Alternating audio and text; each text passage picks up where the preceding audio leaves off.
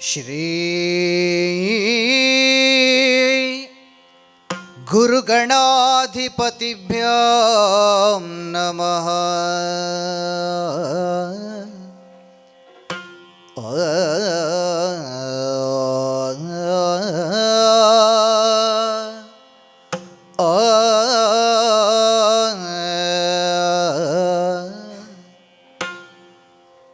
ಮಾರಂಗ ಮಣಿಧರ ಮಯೂರ ರಥ ನಗ್ರ ಭವದ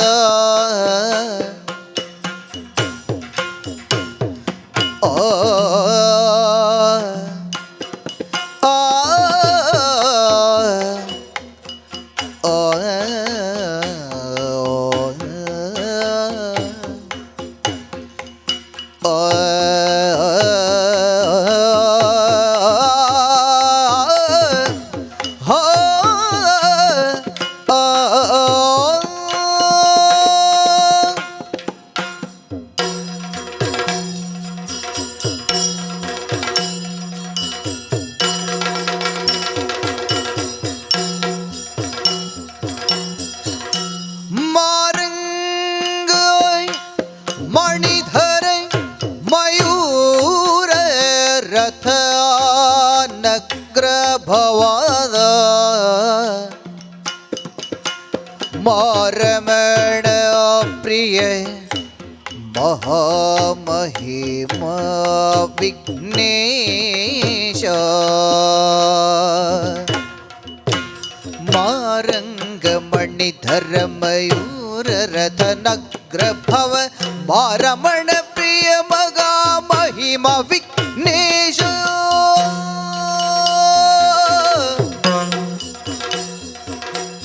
ವೀರಗಣನಾಥ ವಿಶ್ವಂಭರನೇ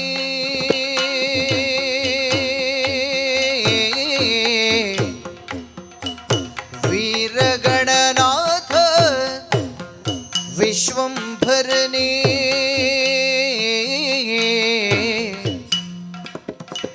ವಿಮಲ ಗುಣಧಾರ ಧರ್ಮಾಧ್ಯಕ್ಷ ದಯ ತೋರಿ ಕಾಯೋ ವಿಮಲ ಗುಣಧಾರ ಧರ್ಮಾಧ್ಯಕ್ಷ ದಯ ತೋರಿ ಕಾಯೋ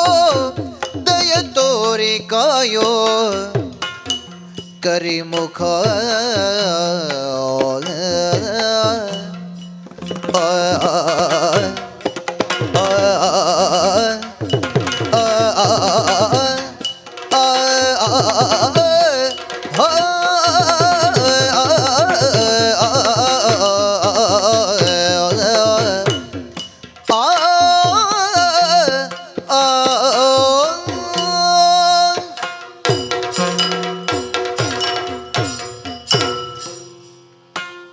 ಶಾರದಾ ಗುರುಭ್ಯೋ ನಮಃ. ದುರ್ಗೆ ಸ್ಮೃತಾ ಹರಸಿ ಭೀತಿಮಶೇಷ ಜಂತು ಸ್ವಸ್ಥೈ ಸ್ಮೃತಾ ಮತಿಮತೀವ ಶುಭಾಂ ದದಾಸಿ ದಾರಿದ್ರ್ಯ ದುಃಖ ಭಯಹಾರಿಣಿ ಕಾತ್ವದನ್ಯ ಸರ್ವೋಪಕಾರಕರಣಾಯ ಸದಾರ್ದ್ರ ಚಿತ್ತ. ಕ್ಷೇತ್ರದ ಅಧಿದೇವತೆಯಾದಂತಹ ರಾಜರಾಜೇಶ್ವರಿ ಅಮ್ಮನವರ ಪಾದ ಪದ್ಮಗಳಿಗೆ ವಂದಿಸ್ತಾ ಪೂಜ್ಯ ಸಾನ್ನಿಧ್ಯವನ್ನು ಒದಗಿಸಿಕೊಟ್ಟಂತಹ ಅಧ್ಯಾತ್ಮ ಮಾರ್ಗದರ್ಶನವನ್ನು ಒದಗಿಸ್ತಾ ಇರುವಂತಹ ಪೂಜ್ಯ ಸ್ವಾಮೀಜಿಯವರ ಪಾದಗಳಿಗೆ ಪೊಡಮಡುತ್ತಾ ಸದಾನಂದ ಸಾಚಾರ್ಯ ನೂರಾಳುಬೆಟ್ಟು ಇವರ ನೇತೃತ್ವದಲ್ಲಿ ಮುನ್ನಡೀತಾ ಇರುವ ಸಂಸ್ಥೆ ಯಕ್ಷತೀರ್ಥ ಕಲಾಸೇವೆ.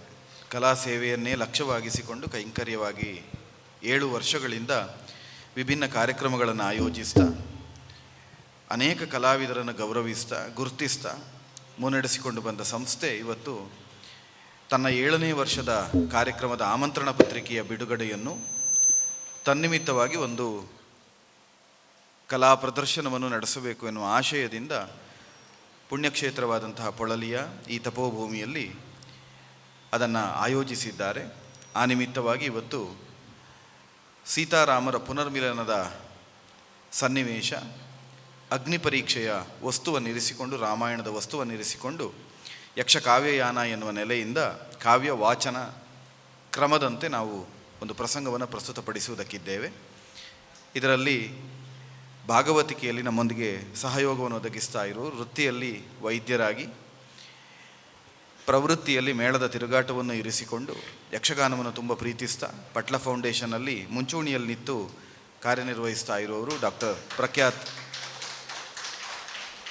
ಅತ್ಯಂತ ಪ್ರೀತಿಯಿಂದ ಅವರನ್ನು ಸ್ವಾಗತಿಸ್ತಾ, ಅವರ ಜೊತೆಯಲ್ಲಿ ಕರ್ನಾಟಕ ಬ್ಯಾಂಕ್ನಲ್ಲಿ ಹಿರಿಯ ಉದ್ಯೋಗಿಯಾಗಿ, ಒಳ್ಳೆಯ ಬರಹಗಾರ, ವಿಮರ್ಶಕ, ಲೇಖಕರಾಗಿ ಯಕ್ಷಗಾನಕ್ಕೆ ಅತ್ಯಂತ ಅಮೂಲ್ಯವಾದ ಅನೇಕ ಪುಸ್ತಕಗಳನ್ನು ಕೊಡುಗೆಯಾಗಿ ಕೊಟ್ಟಂತಹ ಉಳಿತಾಯರು ಕೃಷ್ಣ ಪ್ರಕಾಶ್ ಉಳಿತಾಯರು ಅವರಿವತ್ತು ಮದ್ದಳೆಯಲ್ಲಿ ನಮಗೆ ಸಹಯೋಗವನ್ನು ಒದಗಿಸ್ತಾ ಇದ್ದಾರೆ. ಹಾಗೆಯೇ ಚಂಡೆಯಲ್ಲಿ ಉದಯೋನ್ಮುಖ ಪ್ರತಿಭೆ ಸುಮಿತಾಚಾರ್ಯ ಅವರು ನಮ್ಮೊಂದಿಗೆ ಸಹಯೋಗವನ್ನು ಒದಗಿಸ್ತಾರೆ. ಅವರಿಗೂ ಕೂಡ ಸ್ವಾಗತವನ್ನು ಬಯಸ್ತಾ, ಚಕ್ರತಾಳದಲ್ಲಿ ಯಕ್ಷಗಾನದ ಅನೇಕ ಸಂಘಟನೆಗಳನ್ನು ಸಂಘಟಿಸ್ತಾ ಸಂಘಟಕರಾಗಿ ಕೂಡ ಕಾಣಿಸಿಕೊಂಡವರು ರಾಜೇಂದ್ರ ಕೃಷ್ಣ ಅವರು, ಅವರನ್ನು ಕೂಡ ಅತ್ಯಂತ ಪ್ರೀತಿಯಿಂದ ಸ್ವಾಗತಿಸಿಕೊಳ್ಳುತ್ತಾ, ಇನ್ನು 1.25 ಗಂಟೆಯ ಅವಧಿಯಲ್ಲಿ ನಾವು ಈ ಪ್ರಸಂಗವನ್ನು ಸಂಪನ್ನಗೊಳಿಸುವುದಕ್ಕಿದ್ದೇವೆ. ಅಲ್ಲಿಯವರೆಗೆ ಯಥಾಸಾಧ್ಯವಾಗಿ ಯಥಾಮತಿಯಾಗಿ ಪ್ರಸಂಗದ ಆಶಯವನ್ನು, ರಾಮಾಯಣದ ಸತ್ವವನ್ನು ನಿಮ್ಮ ಮುಂದೆ ಬಿತ್ತರಿಸುವ ಪ್ರಯತ್ನವನ್ನು ನಾವೆಲ್ಲ ಕಲಾವಿದರು ಸಾಂಘಿಕವಾಗಿ ನಡೆಸಿಕೊಡ್ತೇವೆ. ವಾಚಿಕ ವಿಭಾಗದಲ್ಲಿ ಕೊಡುವ ವಾಚನ, ವಚನ, ವ್ಯಾಖ್ಯಾನ, ಇದರಲ್ಲಿ ತಾಯಿ ಶಾರದೆ ಜಗನ್ಮಾತೆ ರಾಜರಾಜೇಶ್ವರಿಯ ನೆಲೆನಿತ್ತು ಮುನ್ನೆ ನಮ್ಮನ್ನು ನಡೆಸಬೇಕು ಅಂತ ಅವಳ ಪಾದಪದ್ಮಗಳಿಗೆ ಪ್ರಾರ್ಥಿಸ್ತಾ ಕಲಾಯಾನವನ್ನು, ಕಾವ್ಯಯಾನವನ್ನು ಪ್ರಾರಂಭಿಸುವುದಕ್ಕೆ ನಿಮ್ಮಲ್ಲಿ ಅಪ್ಪಣೆ ಭಿಕ್ಷೆಯನ್ನು ಯಾಚಿಸಿ ಭಾಗವತರಲ್ಲಿ ಮುಂದುವರಿಸುವಂತೆ ಪ್ರಾರ್ಥಿಸ್ತೇನೆ.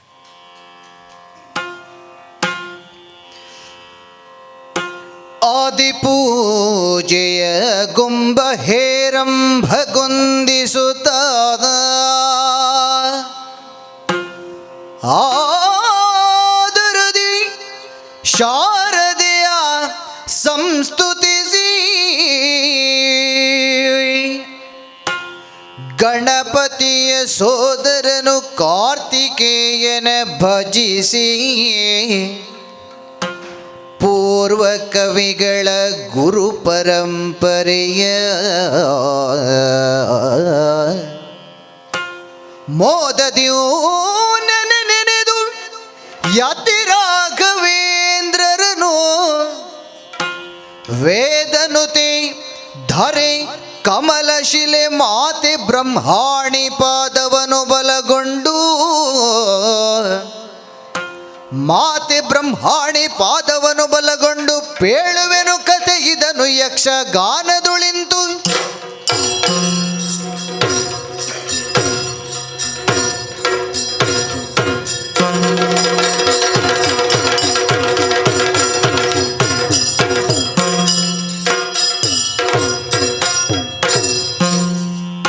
ಕೋದಂಡ ಶರದಿಂದ ರಾವಣನ ಕೊನೆಗೊಳಿಸಿ ಕೋದಂಡ ಶರದಿಂದ ರಾವಣನ ಕೊನೆಗೊಳಿಸಿ ಮಾಧವನು ಧರೆಯ ಭಾರವನಿಳುಹೇ ಮೋದದಲ್ಲಿ ಮಾಧವನು ಧರೆಯ ಭಾರವನಿಳುಗಿ ಮೋದದಲ್ಲಿ ಸಾದರದಿ ಮಣಿಯುತ್ತ ಶ್ರೀರಾಮದ ಜಯವಿನುತ ವರ ವಿಭೀಷಣನಿಂದ ಆ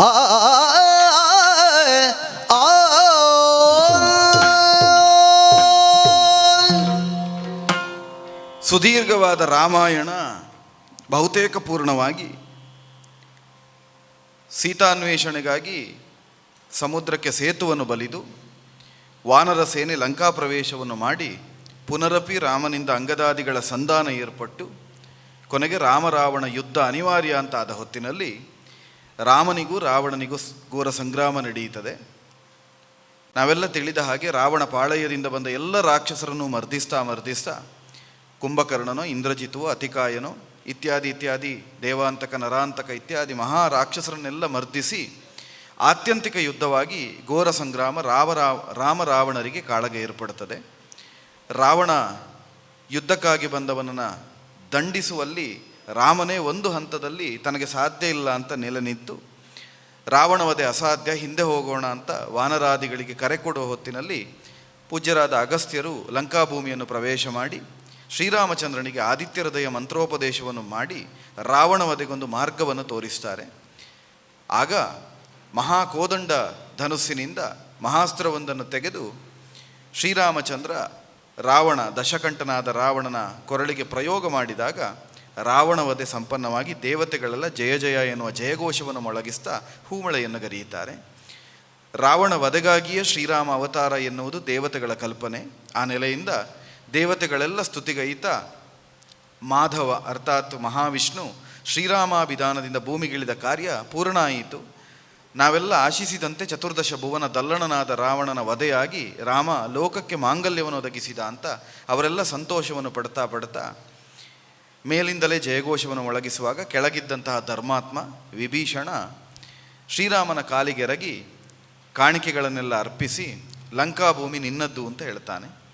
ಆಗ ಶ್ರೀರಾಮಚಂದ್ರ ಲಂಕಾ ಪ್ರವೇಶ ತನಗೆ ನಿಷಿದ್ಧ, ವನವಾಸ ವ್ರತ ಪೂರ್ಣ ಆಗಲಿಲ್ಲ, ವನವಾಸ ಪೂರ್ಣ ಆಗುವಲ್ಲಿಯವರೆಗೆ ಪುರಪ್ರವೇಶವನ್ನು ಮಾಡಕೂಡದು, ಆದ್ದರಿಂದ ಲಂಕೆಗೆ ನಾ ಬರುವುದಿಲ್ಲ, ಸಮುದ್ರದ ಬದಿಯಲ್ಲಿ ನಿನಗೆ ಈಗಾಗಲೇ ಸಾಗರ ತಟಿಯಲ್ಲಿ ಪಟ್ಟಾಭಿಷೇಕ ಆಗಿದೆ, ಲಂಕೆಯನ್ನು ಧರ್ಮಯುತನಾಗಿ ಪಾಲಿಸು, ಧರ್ಮಾತ್ಮನಾಗಿ ಲಂಕೆಯನ್ನು ಮುನ್ನಡೆಸು.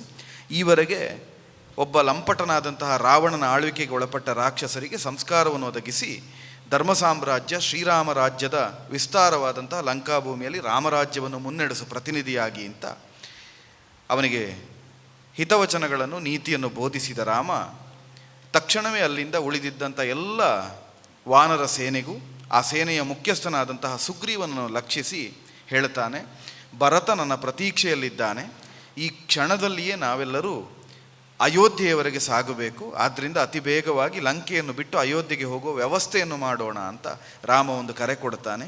ಆ ಕರೆಯನ್ನು ಕೇಳಿದಂತಹ ಸುಗ್ರೀವನಿಗೆ ಆಶ್ಚರ್ಯ ಆಗುತ್ತದೆ. ಆ ಕ್ಷಣದಲ್ಲಿ ರಾಮನಲ್ಲಿ ಒಂದು ಭಿನ್ನಹವನ್ನು ಮಾಡಿಕೊಳ್ತಾನೆ. ಸಚ್ಚರಿತ ತಡೆ ನಿಮಿಷದ ಬಹಳಚ್ಚರಿಯೋ ಸಿರಿಯರಸ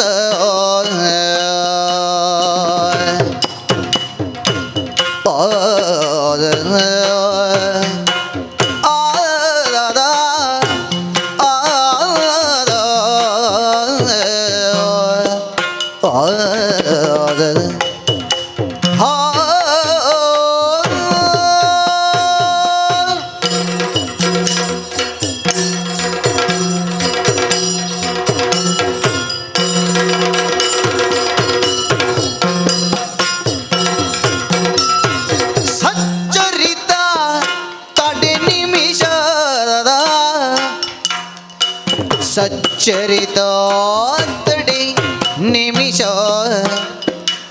ಬಹಳಚ್ಚರಿಯೋ ಸಿರಿಯರಸ ಮೆಚ್ಚಿದ ಸತಿ ಭೂಜಾತಿಯ ಮರೆಯುತ್ತ ಮೆಚ್ಚಿದ ಸತಿ ಭೂಜಾತಿಯ ಮರೆಯುತ್ತ ಲಿಚ್ಚೆಯುಳ್ಳಿಗೆ ಗಮಿಸುವೆ ಸನ್ನುತ್ತ ಸಹಭವನ ಕಾಣುವರೆ ಕ್ಷಣವಿಹುದೆಯ ತಾಳ್ ಅರರೆ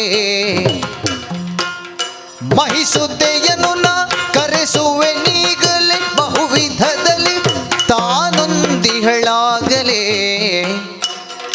ಸಚ್ಚರಿತ ಸಿರಿಯರಸ ತಡಿ ನಿಮಿಷದ ಹಾ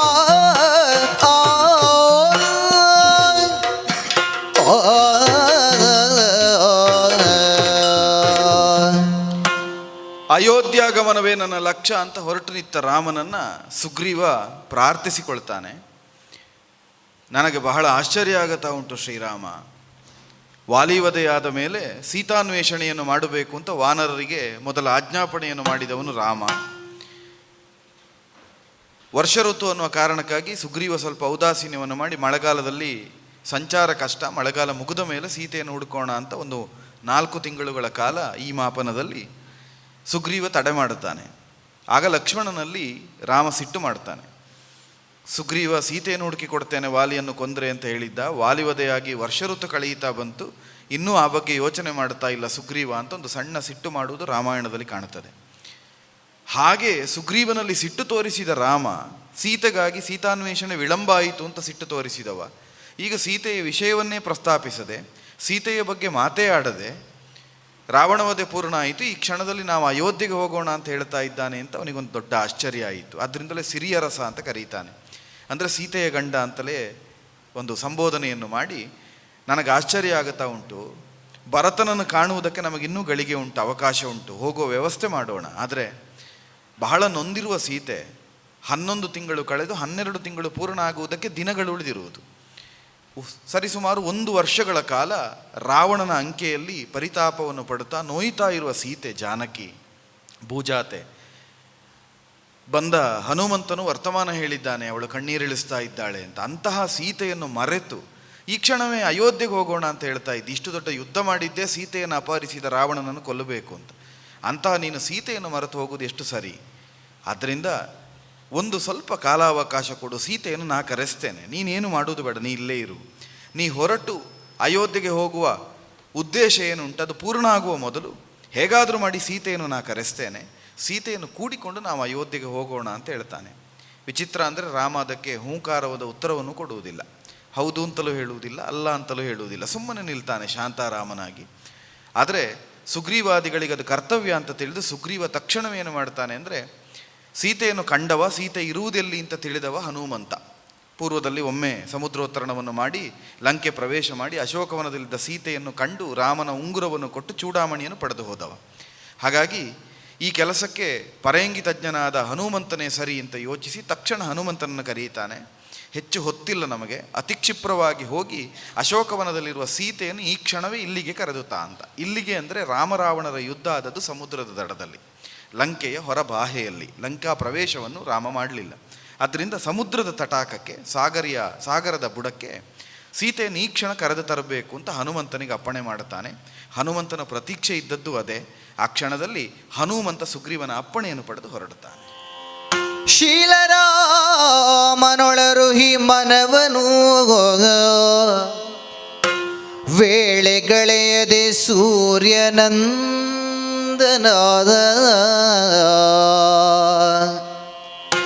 ಗಾಳಿ ಎಣುಗೆಗೆ ಕಜ್ಜ ಒಪ್ಪಿಸಿ ಕಳುಗಲ ಕ್ಷಣದಿ,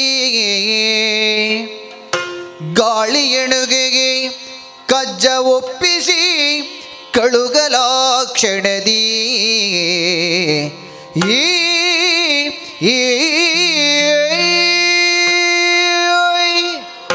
ಗಾಳಿಯ ಮಗನಾದ ಹನುಮಂತ, ವಾಯುವೇಗ ಅವನಿಗಿರುವುದು. ಅತ್ಯಂತ ಪ್ರಸಿದ್ಧವಾದ ಹನುಮಂತನ ಸ್ತುತಿ ಇರುವುದೇ ಹಾಗೆ, ಮನೋಜಂ ಮಾರುತ ತುಲ್ಯ ವೇಗಂ, ಗಾಳಿಗೆ ಸಮಾನವಾದ ವೇಗವನ್ನು ಹೊಂದಿದವನು ಅಂತ, ಮನೋವೇಗದಿಂದ ಸಂಚರಿಸ್ತಾನೆ ಅಂತ. ಹಾಗಾಗಿ ಸಮುದ್ರದ ದಡದಿಂದ ಅಶೋಕವನದವರೆಗಿರುವ ದಾರಿ ಉಳಿದವರಿಗಾದರೆ ಬಹಳ ದೀರ್ಘ, ಆದರೆ ಹನುಮಂತನಿಗಾದರೆ ಕ್ಷಣದಲ್ಲಿ ಸಾಗುವ ದಾರಿ. ಅದರಿಂದ ಕ್ಷಣಾರ್ಧದಲ್ಲಿ ಅಲ್ಲಿಯವರೆಗೆ ಹೋಗಬಲ್ಲ ಅಂತ ಅಪ್ಪಣೆಯನ್ನು ಕೊಡ್ತಾನೆ. ಹನುಮಂತ ವೇಳೆಗಳೆಯದೆ ಚಂಗನೆ ನೆಗೆದು ಸಮುದ್ರದ ದಡದಿಂದ ಒಂದೇ ನೆಗೆತಕ್ಕೆ ಅಶೋಕವನಕ್ಕೆ ಬರ್ತಾನೆ.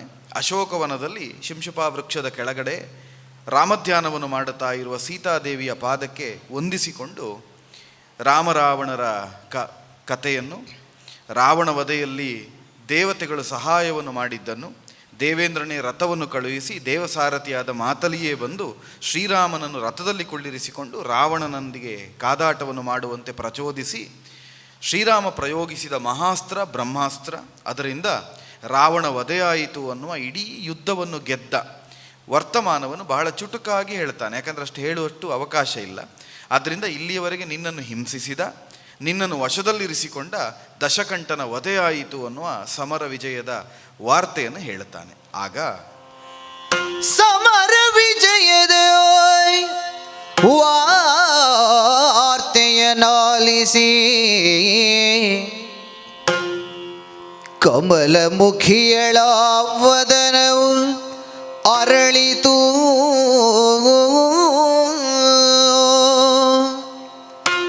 ಕಮಲಮುಖಿಯಳ ವದನವರಳಿತು.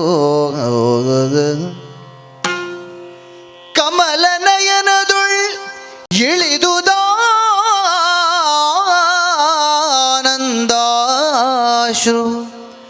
ಅಗಣಿತವು. ತಿಮಿರ ಕೋಟಿಯ ಕಳೆವ ಸೂರ್ಯನ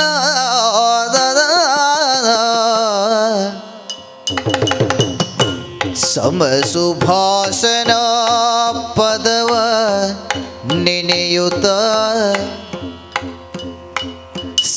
ಸುಭಾಸನ ಪದವನ್ನೇ ನೀಯುತ್ತ ವಿಮಲ ಮುಖಿ ಕೇಳಿದಳು ಮುಂದಿನ ಪರಿಯ ಪೇಳು ಪೇಳೆನುತ ವಿಮಲ ಮುಖಿ ಕೇಳಿದಳು ಮುಂದಿನ ಪರಿಯ ಪೇಳೆನುತ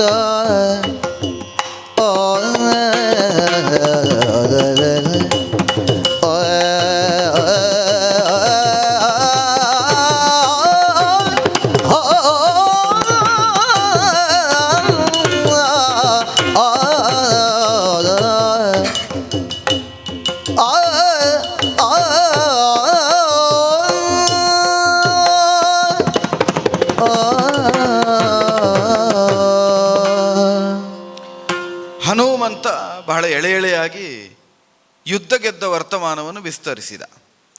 ರಾವಣನನ್ನು ಕೊಲ್ಲುವುದಕ್ಕೆ ಕಷ್ಟ ಆಯಿತು. ಅಗಸ್ತ್ಯರು ಬಂದರು. ರಾಮನ ಶೌರ್ಯವನ್ನು, ರಾಮನ ತೋಳ ವಿಕ್ರಮವನ್ನು, ರಾಮ ಕೋದಂಡವನ್ನು ಎತ್ತಿದ್ದನ್ನು, ಯುದ್ಧದ ವಾರ್ತೆಯನ್ನು ಮತ್ತೆ ಮತ್ತೆ ಹೇಳಿದ. ಸೀತೆಗೆ ನಿಜವಾಗಿ ಕುತೂಹಲ ಇದ್ದದ್ದು ಯುದ್ಧದ ವಾರ್ತೆಯನ್ನು ಕೇಳುವುದಕ್ಕಲ್ಲ. ನಮ್ಮ ಅಧ್ಯಾತ್ಮದಲ್ಲಿ ಭಕ್ತಿಯನ್ನು ಹೇಳುವಾಗ ಕೂಡ, ಭಗವಂತ ಮತ್ತು ಭಕ್ತನ ಸಂಬಂಧವನ್ನು ಹೇಳುವಾಗ ಕೂಡ ಭಕ್ತಿಯನ್ನು ವರ್ಣಿಸುವುದಕ್ಕೆ ಪತಿಪತ್ನಿಯರ ವಿರಹ ಅಂತ ಹೇಳ್ತಾರೆ. ದೀರ್ಘಕಾಲ ಪತಿ ಇಲ್ಲದೇ ಇರುವ ಹೊತ್ತಿನಲ್ಲಿ ಪತಿಯ ದರ್ಶನಕ್ಕಾಗಿ ಕಾದ ಪತ್ನಿಯನ್ನು ಭಕ್ತಿಗಾಗಿ ಒಂದು ಹೋಲಿಕೆಯನ್ನು ಕೂಡ ಕೊಡ್ತಾರೆ ಭಕ್ತಿಯ ವಿಧಗಳಲ್ಲಿ. ಅನನ್ಯ ಭಕ್ತಿ, ಅನ್ಯೋನ್ಯ ಭಕ್ತಿ, ಹೀಗೆಲ್ಲ ಭಕ್ತಿಗಳನ್ನು ಹೇಳುವಾಗ ಒಂದು ಭಕ್ತಿಯನ್ನು ಹೇಳುವಾಗ ಪತಿಪತ್ನಿಯರ ಸಂಬಂಧವನ್ನು ಕೂಡ ಹೇಳ್ತಾರೆ. ಅಂದರೆ ಭಗವಂತನ ಮತ್ತು ಭಕ್ತನ ನಡುವೆ ಇದ್ದ ಸಂಬಂಧದಷ್ಟು ಪರಿಶುದ್ಧವಾಗಿರುತ್ತದೆ ಅಂತ. ಇಲ್ಲಿ ಭಗವಂತನದ್ದೇ ಸಂಸಾರ. ಸೀತಾರಾಮರು ಅಂದರೆ ಲಕ್ಷ್ಮಿ ಮತ್ತು ನಾರಾಯಣ.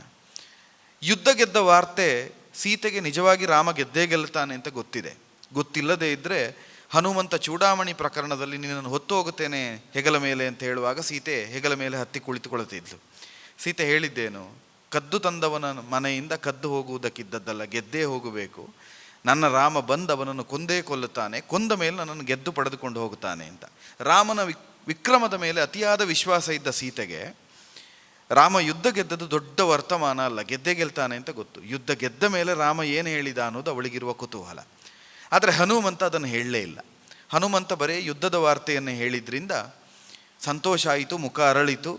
ರಾಮನನ್ನು ನೋಡಬೇಕು ಅನ್ನೋ ಅತೀವ ಆಕಾಂಕ್ಷೆಯಿಂದ ಕೊನೆಗೆ ಬಾಯಿ ಬಿಟ್ಟು ಸೀತೆಯೇ ಕೇಳುತ್ತಾಳೆ, ಯುದ್ಧ ಗೆದ್ದದ್ದು ಸರಿ, ರಾವಣಾದಿಗಳು ಹತರಾದದ್ದು ಸರಿ, ಲಂಕಾಭೂಮಿಯಲ್ಲಿ ರಾಮನ ಪ್ರಭುತ್ವ ಪ್ರತಿಷ್ಠಾಪನೆಯಾದದ್ದು ಸರಿ, ಅದಾದ ಮೇಲೆ ರಾಮ ಏನು ಹೇಳಿದ, ನೀನು ಇಲ್ಲಿಗೆ ಯಾಕೆ ಬಂದೆ ಅಂತ ನೇರವಾಗಿ ರಾಮನ ವಾರ್ತೆಯನ್ನು, ತನ್ನ ಮತ್ತು ರಾಮನ ಸಂಬಂಧದ ಬಗ್ಗೆ ರಾಮ ಏನು ಹೇಳಿದ ಅನ್ನುವ ಕುತೂಹಲದಿಂದ ಹನುಮಂತನಲ್ಲಿ ಸೀತೆ ಪ್ರಶ್ನಿಸ್ತಾಳೆ. ಹನುಮಂತ ಪರೇಂಗಿತಜ್ಞ, ವ್ಯಾಕರಣಜ್ಞ, ಚತುರ್ವೇದಗಳನ್ನು ಬಲ್ಲವ, ಸೂರ್ಯನಿಂದ ವ್ಯಾಕರಣವನ್ನು ಅಭ್ಯಾಸ ಮಾಡಿದವ. ರಾಮ ನೇರ ಸೀತೆಯ ವಿಷಯವನ್ನೇ ಹೇಳದೆ ಅಯೋಧ್ಯೆಗೆ ಹೊರಟಿದ್ದಾನೆ ಅಂತ ಹೇಳಿದರೆ ಸೀತೆಗೆ ಎಷ್ಟು ನೋವಾಗುತ್ತದೆ ಅಂತ ಹನುಮಂತನಿಗೂ ಗೊತ್ತಿದೆ. ಇದು ವಾಲ್ಮೀಕಿಗಳು ವರ್ಣಿಸಿದ ರಾಮಾಯಣದ ಒಂದು ತುಂಬ ರಮಣೀಯವಾದ ಪ್ರಸಂಗ. ರಾಮ ಹೀಗೆ ಹೇಳ್ತಾ ಇದ್ದಾನೆ ಅಂತ ಸೀತೆಯಲ್ಲಿ, ಸೀತೆ ಹಾಗೆ ಹೇಳ್ತಾ ಇದ್ದಾನೆ ಅಂತ ರಾಮನಲ್ಲಿ ಹನುಮಂತ ಹೇಳುತ್ತಾನೆ. ಅಲ್ಲಿ ನಡೆದದ್ದು ಯಾವುದೂ ಅಲ್ಲ, ಎರಡನ್ನೂ ಹನುಮಂತನೇ ಹೇಳ್ತಾನೆ. ಇದು ಯಾಕೆ ಅಂದರೆ ಸೀತಾರಾಮರ ಸಾಂಗತ್ಯವಾಗಬೇಕು ಅನ್ನೋದು ಹನುಮಂತನಂತ ಒಬ್ಬ ಬ್ರಹ್ಮಚಾರಿಗೂ ಇದ್ದ ಆಶಯ. ಹಾಗಾಗಿ ಅವನೇನು ಹೇಳ್ತಾನೆ, ಸುಳ್ಳು ಹೇಳಿದ ಅಂತಲ್ಲ, ರಾಮನ ಮನದ ಭಾವವನ್ನು ಭಾಷೆಯಾಗಿಸಿ ಹನುಮಂತ ಹೇಳುವುದು. ಅವನು ಯುದ್ಧ ವಾರ್ತೆ ಮುಗಿದ ಮೇಲೆ ಸುಗ್ರೀವ ತಡೆದ, ಭರತನಲ್ಲಿ ಹೋಗುವ ಮೊದಲು ಸೀತೆಯನ್ನು ಕರೆತರ್ತೇನೆ ಅಂತ ಸುಗ್ರೀವ ಕಳುಹಿಸಿದ ಅಂತ ಹೇಳುವುದಿಲ್ಲ. ಅದರ ಬದಲಿಗೆ ರಾಮ ಹೇಗೆ ಮನಸ್ಸಿನಲ್ಲಿ ಯೋಚಿಸ್ತಾನೆ ಅನ್ನುವುದನ್ನು ಅರ್ಥವಿಸಿಕೊಂಡು ಸೀತೆಯಲ್ಲಿ ಹೇಳ್ತಾನೆ. ಎಂದು ಬರುವಳೋ ಸೀತೆ, ಎಂದು ನಲಿವಳು ಖ್ಯಾತೆ,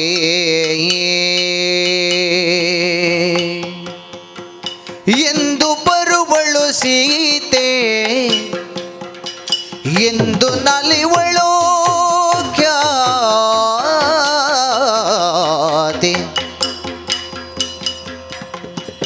ಎಂದು ಮುಕ್ತಿಯು ಕಾಣೆ ನೆನುತಾ, ಎಂದು ಮುಕ್ತಿಯು ಕಾಣೆ ನೆನುತಾ, ನೊಂದು ಬೆಂದಿಗರ ಕಂದಿದ ನನ್ನ ಶ್ಯಾಮ, ನೊಂದು ಬೆಂದಿಗರ ಕಂದಿದ ನನ್ನ ಶ್ಯಾಮ, ಮುಂದೆನ್ನ ಕಳುಹಿದ ನಮಿತ ಮುಂದೆನ್ನ ಕಳುಹಿದ ನಮಿತ ರಾಮ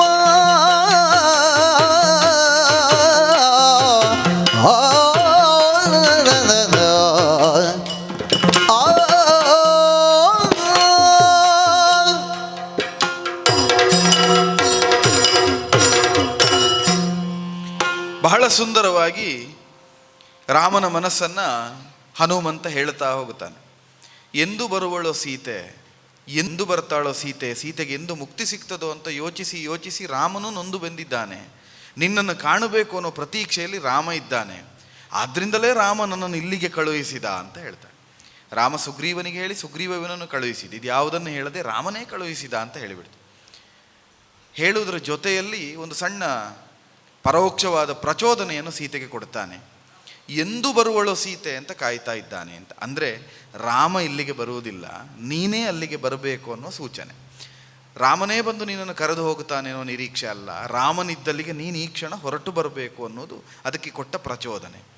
ಆ ಮಾತನ್ನು ಕೇಳಿದಂತಹ ಸೀತೆ ಸಹಜವಾಗಿ ರಾಮನನ್ನು ಬಿಟ್ಟು 12 ತಿಂಗಳುಗಳ ಕಾಲ ತಪಸ್ವಿನಿಯಂತೆ ವಿರಹಿಣಿಯಾಗಿದ್ದ ಸೀತೆ ರಾಮನನ್ನು ಕಾಣುವುದಕ್ಕಾಗಿ ಅಕ್ಷರಾರ್ಥದಿಂದ ಪ್ರತಿನಿತ್ಯ ಹಗಲು ರಾತ್ರಿ ಅನ್ನುವ ಭೇದ ಇಲ್ಲದೆ ನಿದ್ರೆ ಮಾಡದೆ ರಾಮಧ್ಯಾನದಲ್ಲಿ ರಾಮನ ಸೌಖ್ಯಕ್ಕಾಗಿ ಕಾದಿದ್ದಂತಹ ಸೀತೆ ಪರಮ ಪತಿವ್ರತೆ ಹನುಮಂತನ ಮಾತು ಕೇಳಿ ಒಮ್ಮೆ ಕಣ್ಣಿನಿಂದ ನೀರಿಳಿಸ್ತಾ ಹನುಮನನ್ನು ಪ್ರಶ್ನಿಸ್ತಾಳೆ. ಹನುಮ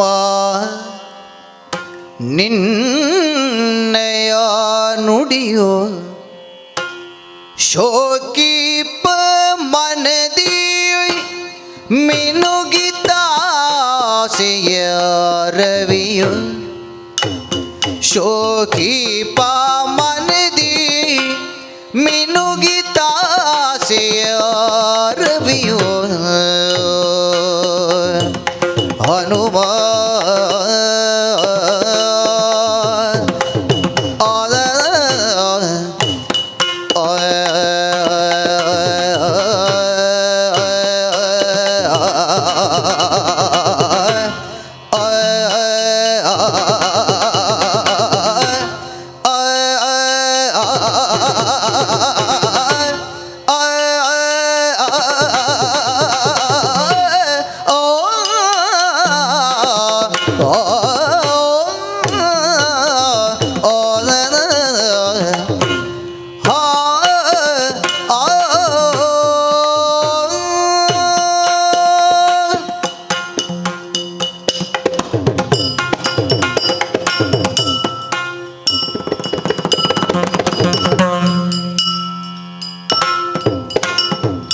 ಹನುಮ ನಿನ್ನಯ ನುಡಿಯು ಶೋಕಿಪ ಮನದಿ ಮಿನುಗಿತಾಸೆಯ ರವಿಯು ಶೋಕಿಪ ಮನದಿ ಮಿನುಗಿತಾಸೆಯ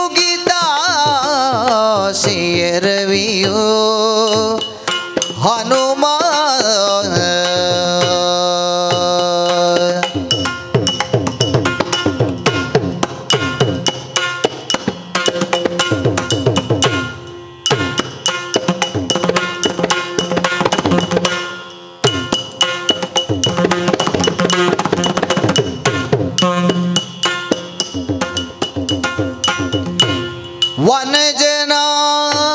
ವನಜನಾಭನ ವಿರಹ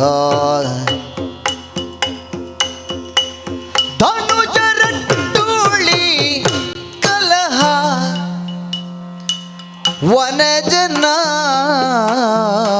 ವನಜನಾಭನ ವಿರಹ ಧನುಜರಟ್ಟುಳಿ ಕಲಹ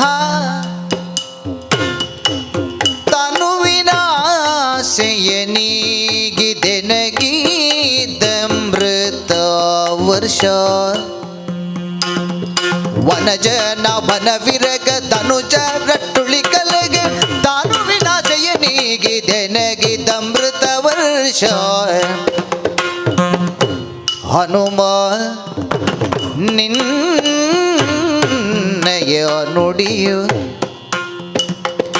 ಶೋಕಿಪ ಮನದಿ ಮಿನುಗಿದ ಆಸೆಯ ರವಿಯು ಮಿನುಗಿದ ಆಸೆಯ ರವಿಯು ಹನುಮ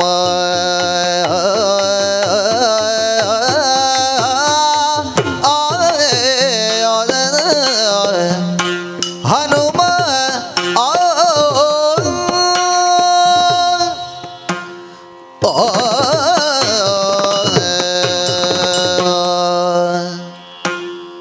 ಸೀತೆಯ ಭಾವತೀವ್ರತೆಯನ್ನು ಅತ್ಯಂತ ಸುಶ್ರಾವ್ಯವಾಗಿ ಭಾಗವತರು ಪ್ರಸ್ತುತಪಡಿಸಿದ್ದಾರೆ.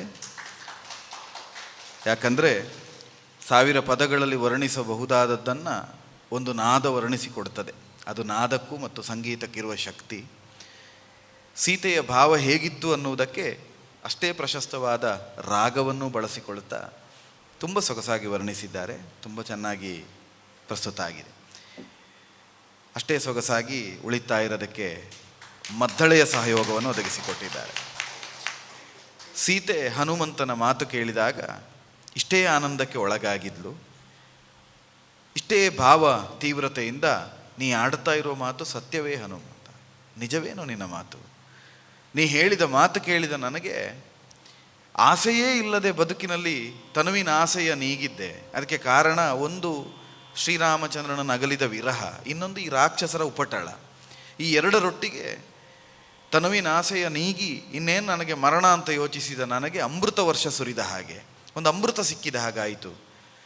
ಮನಸ್ಸಿನ ಶೋಕದ ಆಗಸದಲ್ಲಿ ಸೂರ್ಯ ಉದಿಸಿದ ಹಾಗೆ ಸೂರ್ಯವಂಶನಾದ ರಾಮ ನನ್ನನ್ನು ಪ್ರತೀಕ್ಷೆ ಮಾಡುತ್ತಾ ಇದ್ದಾನೆನ್ನೋ ಒಂದು ಮಾತು ನನಗೆ ಮರಳಿ ಜೀವನವನ್ನು ಕೊಟ್ಟಿತು ಅಂತ ಸೀತೆ ಹೇಳ್ತಾಳೆ. ಆನಂದದಿಂದ ಕುಣಿದಾಡುತ್ತಾಳೆ.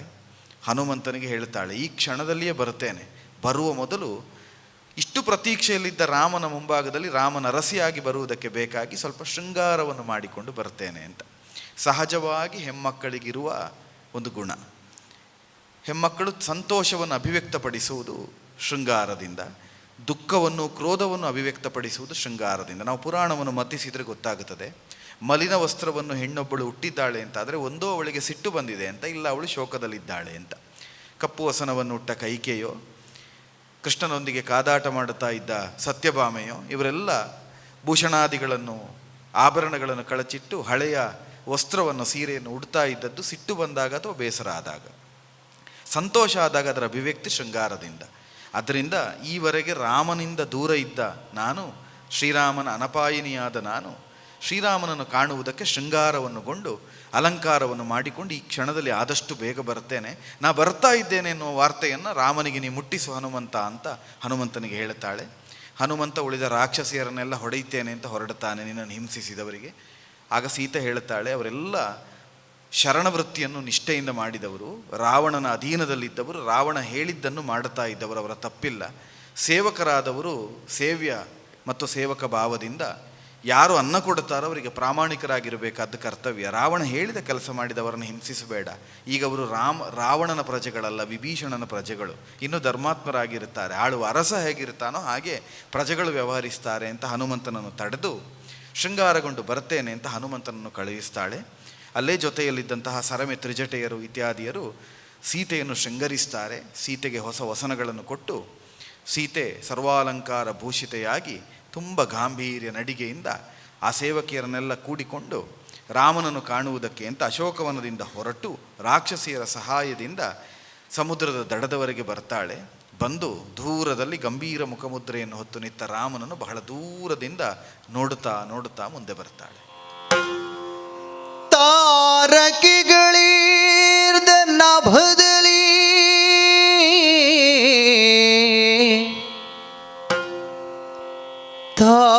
ತಾರಕಿಗಳಿರ್ದ ನಭದಲ್ಲಿ ಚಂದ್ರನುದಿಸಿದೊಲು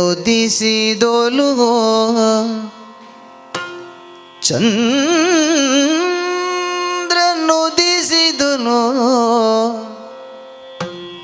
ಸಾರಸಾಕ್ಷನ ಪದವ ಕಾಣುತ್ತ ಜಾನಕಿಯೋ ಸಾರಸಾಕ್ಷನ ಪದವ ಕಾಣುತ್ತ ಜಾನಕಿಯು ಜಾರುತಿಹ ಕಂಬನಿಯ ಮಾಲೆ ಅರ್ಚಿಸುತ್ತ ನುಡಿಸಿದಳು ರಘುವರನ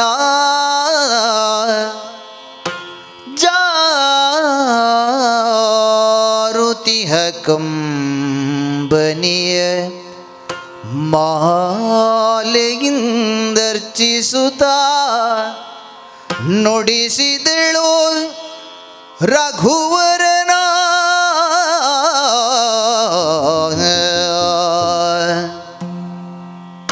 ರಾಮ ರಾಮ ಧರ್ಮಮೂರ್ತಿ ಕರುಣ ಸಾಗರ ರಾಮ ರಾಮ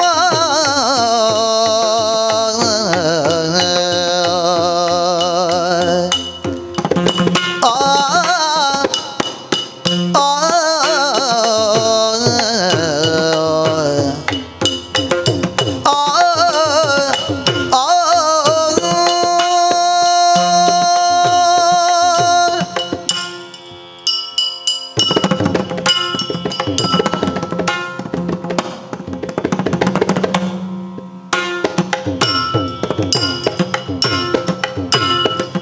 ರಾಮ ರಾಮ ಧರ್ಮಮೂರ್ತಿ ಕರುಣ ಸಾಗರ ರಾಮ ರಾಮ ಸೋಮವಾದನ ಸುಗುಣ ಸುಂದರ ರಾಮ ರಾಮ ಸೋಮವದನ ಸುಗುಣ ಸುಂದರ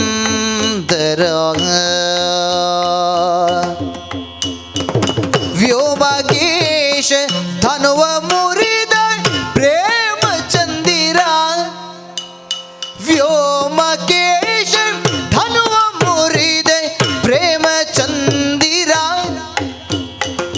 ಹೇಮ ಮೃಗಕ್ಕೆ ಸೋತೆ ಕ್ಷಮಿಸು ರಾಮಚಂದಿರ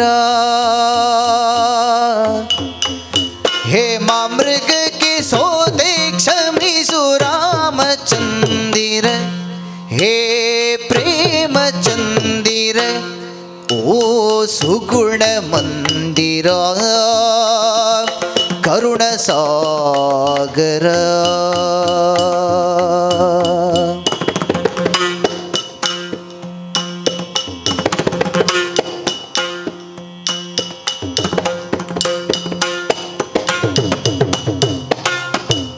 ವ್ಯೋಮಕೇಶ ಧನುವ ಮುರಿದ ಪ್ರೇಮ ಚಂದಿರ ಹೇಮ ಮೃಗಕ್ಕೆ ಸೋತೆ ಕ್ಷಮಿಸು ರಾಮಚಂದಿರ ಹೇಮ ಮೃಗಕ್ಕೆ ಸೋತೆ ಕ್ಷಮಿಸು ರಾಮಚಂದಿರ ರಾಮ ರಾಮ ರಾಮ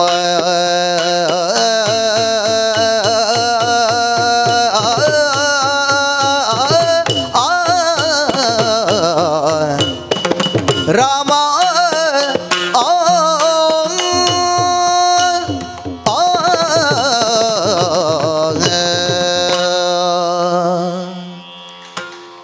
ಅಮೋಘವಾದ ಪ್ರಸ್ತುತಿ. ಬಹುಶಃ ಇದಕ್ಕೆ ವ್ಯಾಖ್ಯಾನವೇ ಬೇಡ ಅಂತ ಕಾಣುತ್ತದೆ. ಸನ್ನಿವೇಶವನ್ನು ಅಷ್ಟು ರಮಣೀಯವಾಗಿ ವರ್ಣಿಸಿದ್ದಾರೆ. ತಾರಕೆಗಳಿದ್ದ ನಭದಲ್ಲಿ ಚಂದಿರನ ದರ್ಶನವಾದ ಹಾಗೆ. ನಕ್ಷತ್ರ ಇರುವ ಆಕಾಶವೇ ಚಂದ. ನಕ್ಷತ್ರ ಇದ್ದಾಗ ಆಕಾಶ ಚಂದ. ಆ ನಕ್ಷತ್ರದ ಮಧ್ಯದಲ್ಲಿ ಪೂರ್ಣ ಚಂದ್ರ ಇದ್ದರೆ ಆ ಆಕಾಶಕ್ಕೆ ಇನ್ನೂ ಶೋಭೆ. ಅಂದರೆ ನಕ್ಷತ್ರಗಳಿದ್ದಂತಹ ಆಕಾಶದಲ್ಲಿ ಚಂದ್ರನೋಪಾದಿಯಲ್ಲಿ ರಾಮಚಂದ್ರನನ್ನು ಸೀತೆ ಕಾಣುತ್ತಾಳೆ ಅಂತ. ಅಂದರೆ ಉಳಿದವರೆಲ್ಲ ನಕ್ಷತ್ರಗಳೇ ಇರಬಹುದು, ಆದರೆ ರಾಮ ಮಾತ್ರ ಚಂದ್ರ. ಆ ನಕ್ಷತ್ರ ತುಂಬಿದ ಆಕಾಶಕ್ಕೆ, ಆದ್ದರಿಂದ ಅವನನ್ನು ಉಡುಪತಿ, ಉಡುಪದರ ಹೀಗೆಲ್ಲ ನಾವು ಕರೀತೇವೆ. ಅಂತಹ ರಾಮನನ್ನು ಕಾಣುತ್ತಾ ಕಾಣುತ್ತಾ ಹತ್ತಿರಕ್ಕೆ ಬಂದು ಧರ್ಮಮೂರ್ತಿಯಾದ ರಾಮನ ಪಾದ ಮೂಲದಲ್ಲಿ ಕುಳಿತುಕೊಳ್ತಾಳೆ. ರಘುವರ ಅಂತ ರಾಮನನ್ನು ಸಂಬೋಧಿಸ್ತಾಳೆ. ಸೀತಾರಾಮರ ದಾಂಪತ್ಯ ಹೇಗಿತ್ತು ಅಂತ ನಮಗೆ ಮುಂದೆ ತಿಳಿತಾ ಹೋಗ್ತದೆ. ಸೂಚ್ಯವಾಗಿ ಇಲ್ಲಿ ನಮಗೆ ಅರ್ಥ ಆಗುತ್ತದೆ. ರಾಮನನ್ನು ಗಂಡ ಅಂತ ಕರೀಲಿಲ್ಲ, ರಾಮನನ್ನು ಸೀತೆಯ ಗಂಡ ಅಂತಲೂ ಹೇಳಲಿಲ್ಲ, ನನ್ನ ಪತಿ ಅಂತ ಹೇಳಲಿಲ್ಲ, ರಘುವರ ಅಂತ ಹೇಳಿದ್ಲು. ಅಂದರೆ ರಘುವಂಶದ ರಾಯರು ಆಳಿದಂತಹ ಸೂರ್ಯವಂಶದವನು ನೀನು, ಸೂರ್ಯವಂಶದ ಪ್ರಭು ನೀನು. ನೀನು ರಾಜಾರಾಮ, ನೀ ರಾಜಾರಾಮನಾಗುವುದಕ್ಕಿದ್ದವ, ಹಾಗೆ ನಾನು ನೀನು ವ್ಯವಹರಿಸಬೇಕು ಅನ್ನೋದು ಸೀತೆಯ ಮನಸ್ಥಿತಿ. ಇದು ಅಂತಸ್ಥವಾಗಿ ಅರ್ಥ ಮಾಡಿಕೊಂಡವರಿಗೆ ಮಾತ್ರ ಅರ್ಥ ಆಗಬಹುದು, ಮೇಲ್ನೋಟಕ್ಕೆ ಕಾಣುವವರಿಗೆ ಗುರುತಿಸುವುದು ಕಷ್ಟ. ಇದು ಆದರ್ಶ ದಾಂಪತ್ಯ. ಹಾಗೆ ಸಂಬೋಧಿಸಿ ಹೇಳ್ತಾ ಹೋಗ್ತಾಳೆ, ವ್ಯೋಮಕೇಶ ಧನುವ ಮುರಿದ ಪ್ರೇಮಚಂದಿರ ನೀನು, ಶಿವಧನುರ್ಭಂಗವನ್ನು ಮಾಡಿ ನನ್ನ ಕೈ ಹಿಡಿದೆ, ಅಲ್ಲಿಂದ ನಾನು ನೀನು ಒಂದಾದದ್ದು ಅಂತ ಇಡೀ ತಮ್ಮ ಜೀವನವನ್ನು, ಸೀತಾರಾಮನ ಬದುಕಿನ ಜೀವನವನ್ನು ಬದುಕನ್ನು ಒಂದು ವಾಕ್ಯದಲ್ಲಿ ತೆರೆದಿಡ್ತಾಳೆ. ಶಿವಧನುರ್ಭಂಗವಾಗದೇ ಇದ್ದರೆ ನನಗೂ ನಿನಗೂ ಮದುವೆ ಆಗುತ್ತಿರಲಿಲ್ಲ. ಸೀತಾ ಕಲ್ಯಾಣಕ್ಕೆ ಕಾರಣವಾದ್ದು ಶಿವಧನುರ್ಭಂಗ. ಶಿವಧನುಸ್ಸನ್ನು ಮುರಿದ ಮೇಲೆ ಮಾಲೆ ಇಕ್ಕಿ ಕೈ ಹಿಡಿದೆ, ಅಲ್ಲಿಂದ ಅಯೋಧ್ಯೆಗೆ ಬಂದೆವು, 13 ವರ್ಷ ಅಯೋಧ್ಯೆಯಲ್ಲಿದ್ದೆವು. ಅದಾದ ಮೇಲೆ ಕೈಕೆಯ ವರದ ನಿಮಿತ್ತವಾಗಿ ಪಟ್ಟಾಭಿಷೇಕ ಮುರಿದು ಬಿದ್ದು ವನವಾಸ ನಮಗೆ ದೀಕ್ಷೆಯಾಯಿತು. ವನಕ್ಕೆ ಬಂದೆವು, ಪಂಚವಟಿಯಲ್ಲಿ ನೆಲೆ ನಿಂತೆವು. 13 ವರ್ಷಗಳ ಕಾಲ ಪಂಚವಟಿಯಲ್ಲಿ ಮತ್ತೆ ದಾಂಪತ್ಯವನ್ನು ಮುನ್ನಡೆಸಿದೆವು. 13 ವರ್ಷ ಮುಗಿಯುವ ಹೊತ್ತಿನಲ್ಲಿ ಶೂರ್ಪನಖಿಯ ಪ್ರಕರಣ ಕಾರಣವಾಗಿ ಸೀತೆಯ ಅಪಹರಣ ಆಗುತ್ತದೆ. ಅಲ್ಲಿಂದ ಬೇರ್ಪಟ್ಟೆ. ಅದನ್ನು ಸೂಚ್ಯವಾಗಿ ಹೇಮಮೃಗದ ಆಸೆಯಿಂದಾಗಿ ನಾನು ತಪ್ಪಿಬಿಟ್ಟೆ ರಾಮ, ನನ್ನನ್ನು ಕ್ಷಮಿಸು. ಆ ಒಂದು ಬಂಗಾರದ ಜಿಂಕೆಗೆ ನಾ ಸೋಲದೇ ಇದ್ದರೆ ಇವತ್ತು ನಾವಿಬ್ಬರು ಬೇರಾಗುವ ಸ್ಥಿತಿಯೇ ಬರ್ತಿರಲಿಲ್ಲ. ವನವಾಸವನ್ನು ಸುಖವಾಗಿ ಮುಗಿಸಿ ಹೋಗಬಹುದಿತ್ತು. ಆದ್ದರಿಂದ ಆ ಮಾಡಿದ ತಪ್ಪಿಗೆ ಕ್ಷಮಿಸು. ಇಲ್ಲಿಯವರೆಗೆ ಬಂದು ರಾವಣಾದಿಗಳನ್ನು ಕೊಂದಿದ್ದಿ, ಇನ್ನಾದರೂ ನನ್ನನ್ನು ಸ್ವೀಕರಿಸು ಅಂತ ಕಾಲಬುಡದಲ್ಲಿ ಕುಳಿತು ರಾಮನಿಗೆ ಪ್ರಾರ್ಥನೆ ಮಾಡುತ್ತಾಳೆ. ಸೀತೆಯ ಊಹೆ, ಸೇರಿದ ಎಲ್ಲರ ಊಹೆ ಏನು ಅಂತ ಕೇಳಿದರೆ, ಕಾಲಬುಡದಲ್ಲಿ ಕುಳಿತಂತಹ ಸೀತೆಯ ಭುಜವನ್ನು ಹಿಡಿದು ರಾಮ ಮೇಲೆತ್ತಿ ಒಮ್ಮೆ ಸೀತೆಯ ಮುಖದಲ್ಲಿ ತನ್ನ ಮುಖವನ್ನು, ಸೀತೆಯ ದೃಷ್ಟಿಯಲ್ಲಿ ತನ್ನ ದೃಷ್ಟಿಯನ್ನು ಇರಿಸಿ ಸೀತೆಯನ್ನು ನೋಡಿ ಸೀತೆಯನ್ನೊಂದು ಗಾಢವಾಗಿ ಆಲಂಗಿಸಿಕೊಂಡು ಸೀತಾರಾಮರು ಒಟ್ಟಾಗಿ ಅಯೋಧ್ಯೆಗೆ ಹೊರಡುತ್ತಾರೆ ಅಂತ. ಇದು ಸೀತೆಯ ಪ್ರತೀಕ್ಷೆಯೂ ಹೌದು, ಸೇರಿದ ಎಲ್ಲ ವಾನರರ ಪ್ರತೀಕ್ಷೆಯೂ ಹೌದು, ಅಳಿದುಳಿದ ವಿಭೀಷಣ ಮತ್ತು ಉಳಿದ ರಾಕ್ಷಸರ ಪ್ರತೀಕ್ಷೆಯೂ ಹೌದಾಗಿತ್ತು. ಆದರೆ ಪ್ರಪ್ರಥಮ ಬಾರಿಗೆ ರಾಮ ಅದಕ್ಕೆ ವಿರುದ್ಧವಾಗಿ ವ್ಯವಹರಿಸ್ತಾನೆ. ಕೆಳಗೆ ಕುಳಿತ ಸೀತೆಯನ್ನು ಮುಟ್ಟುವುದು ಬಿಡಿ, ಸೀತೆಯ ಕಡೆಗೆ ನೋಡದೆ ಸೇರಿರುವ ಎಲ್ಲ ವಾನರರನ್ನು ನೋಡುತ್ತಾ ಉತ್ತರ ಕೊಡ್ತಾನೆ. ತರುಣಿ ಜಾನಕಿ ನಿನ್ನ ನೆನೆದು ಈ ದುರವಗೈದವನಲ್ಲ ಹಿರಿದು, ಈ ದುರವಗೈದವನಲ್ಲ ಹಿರಿದು, ಹರಿದನ ಕಳರನ್ನು ನಿನ್ನ ಮೋಹವಾದಿಲ್ಲ, ಹರಿದನ ಕಳರನ್ನು ನಿನ್ನ ಮೋಹವದಿಲ್ಲ, ತೆರಳುವಾನರ ಸಲವಿ ಭೀಷಣರಿರುವರಲ್ಲಿಗೆ ಮನವೋ ಬಂದೇಡೆ,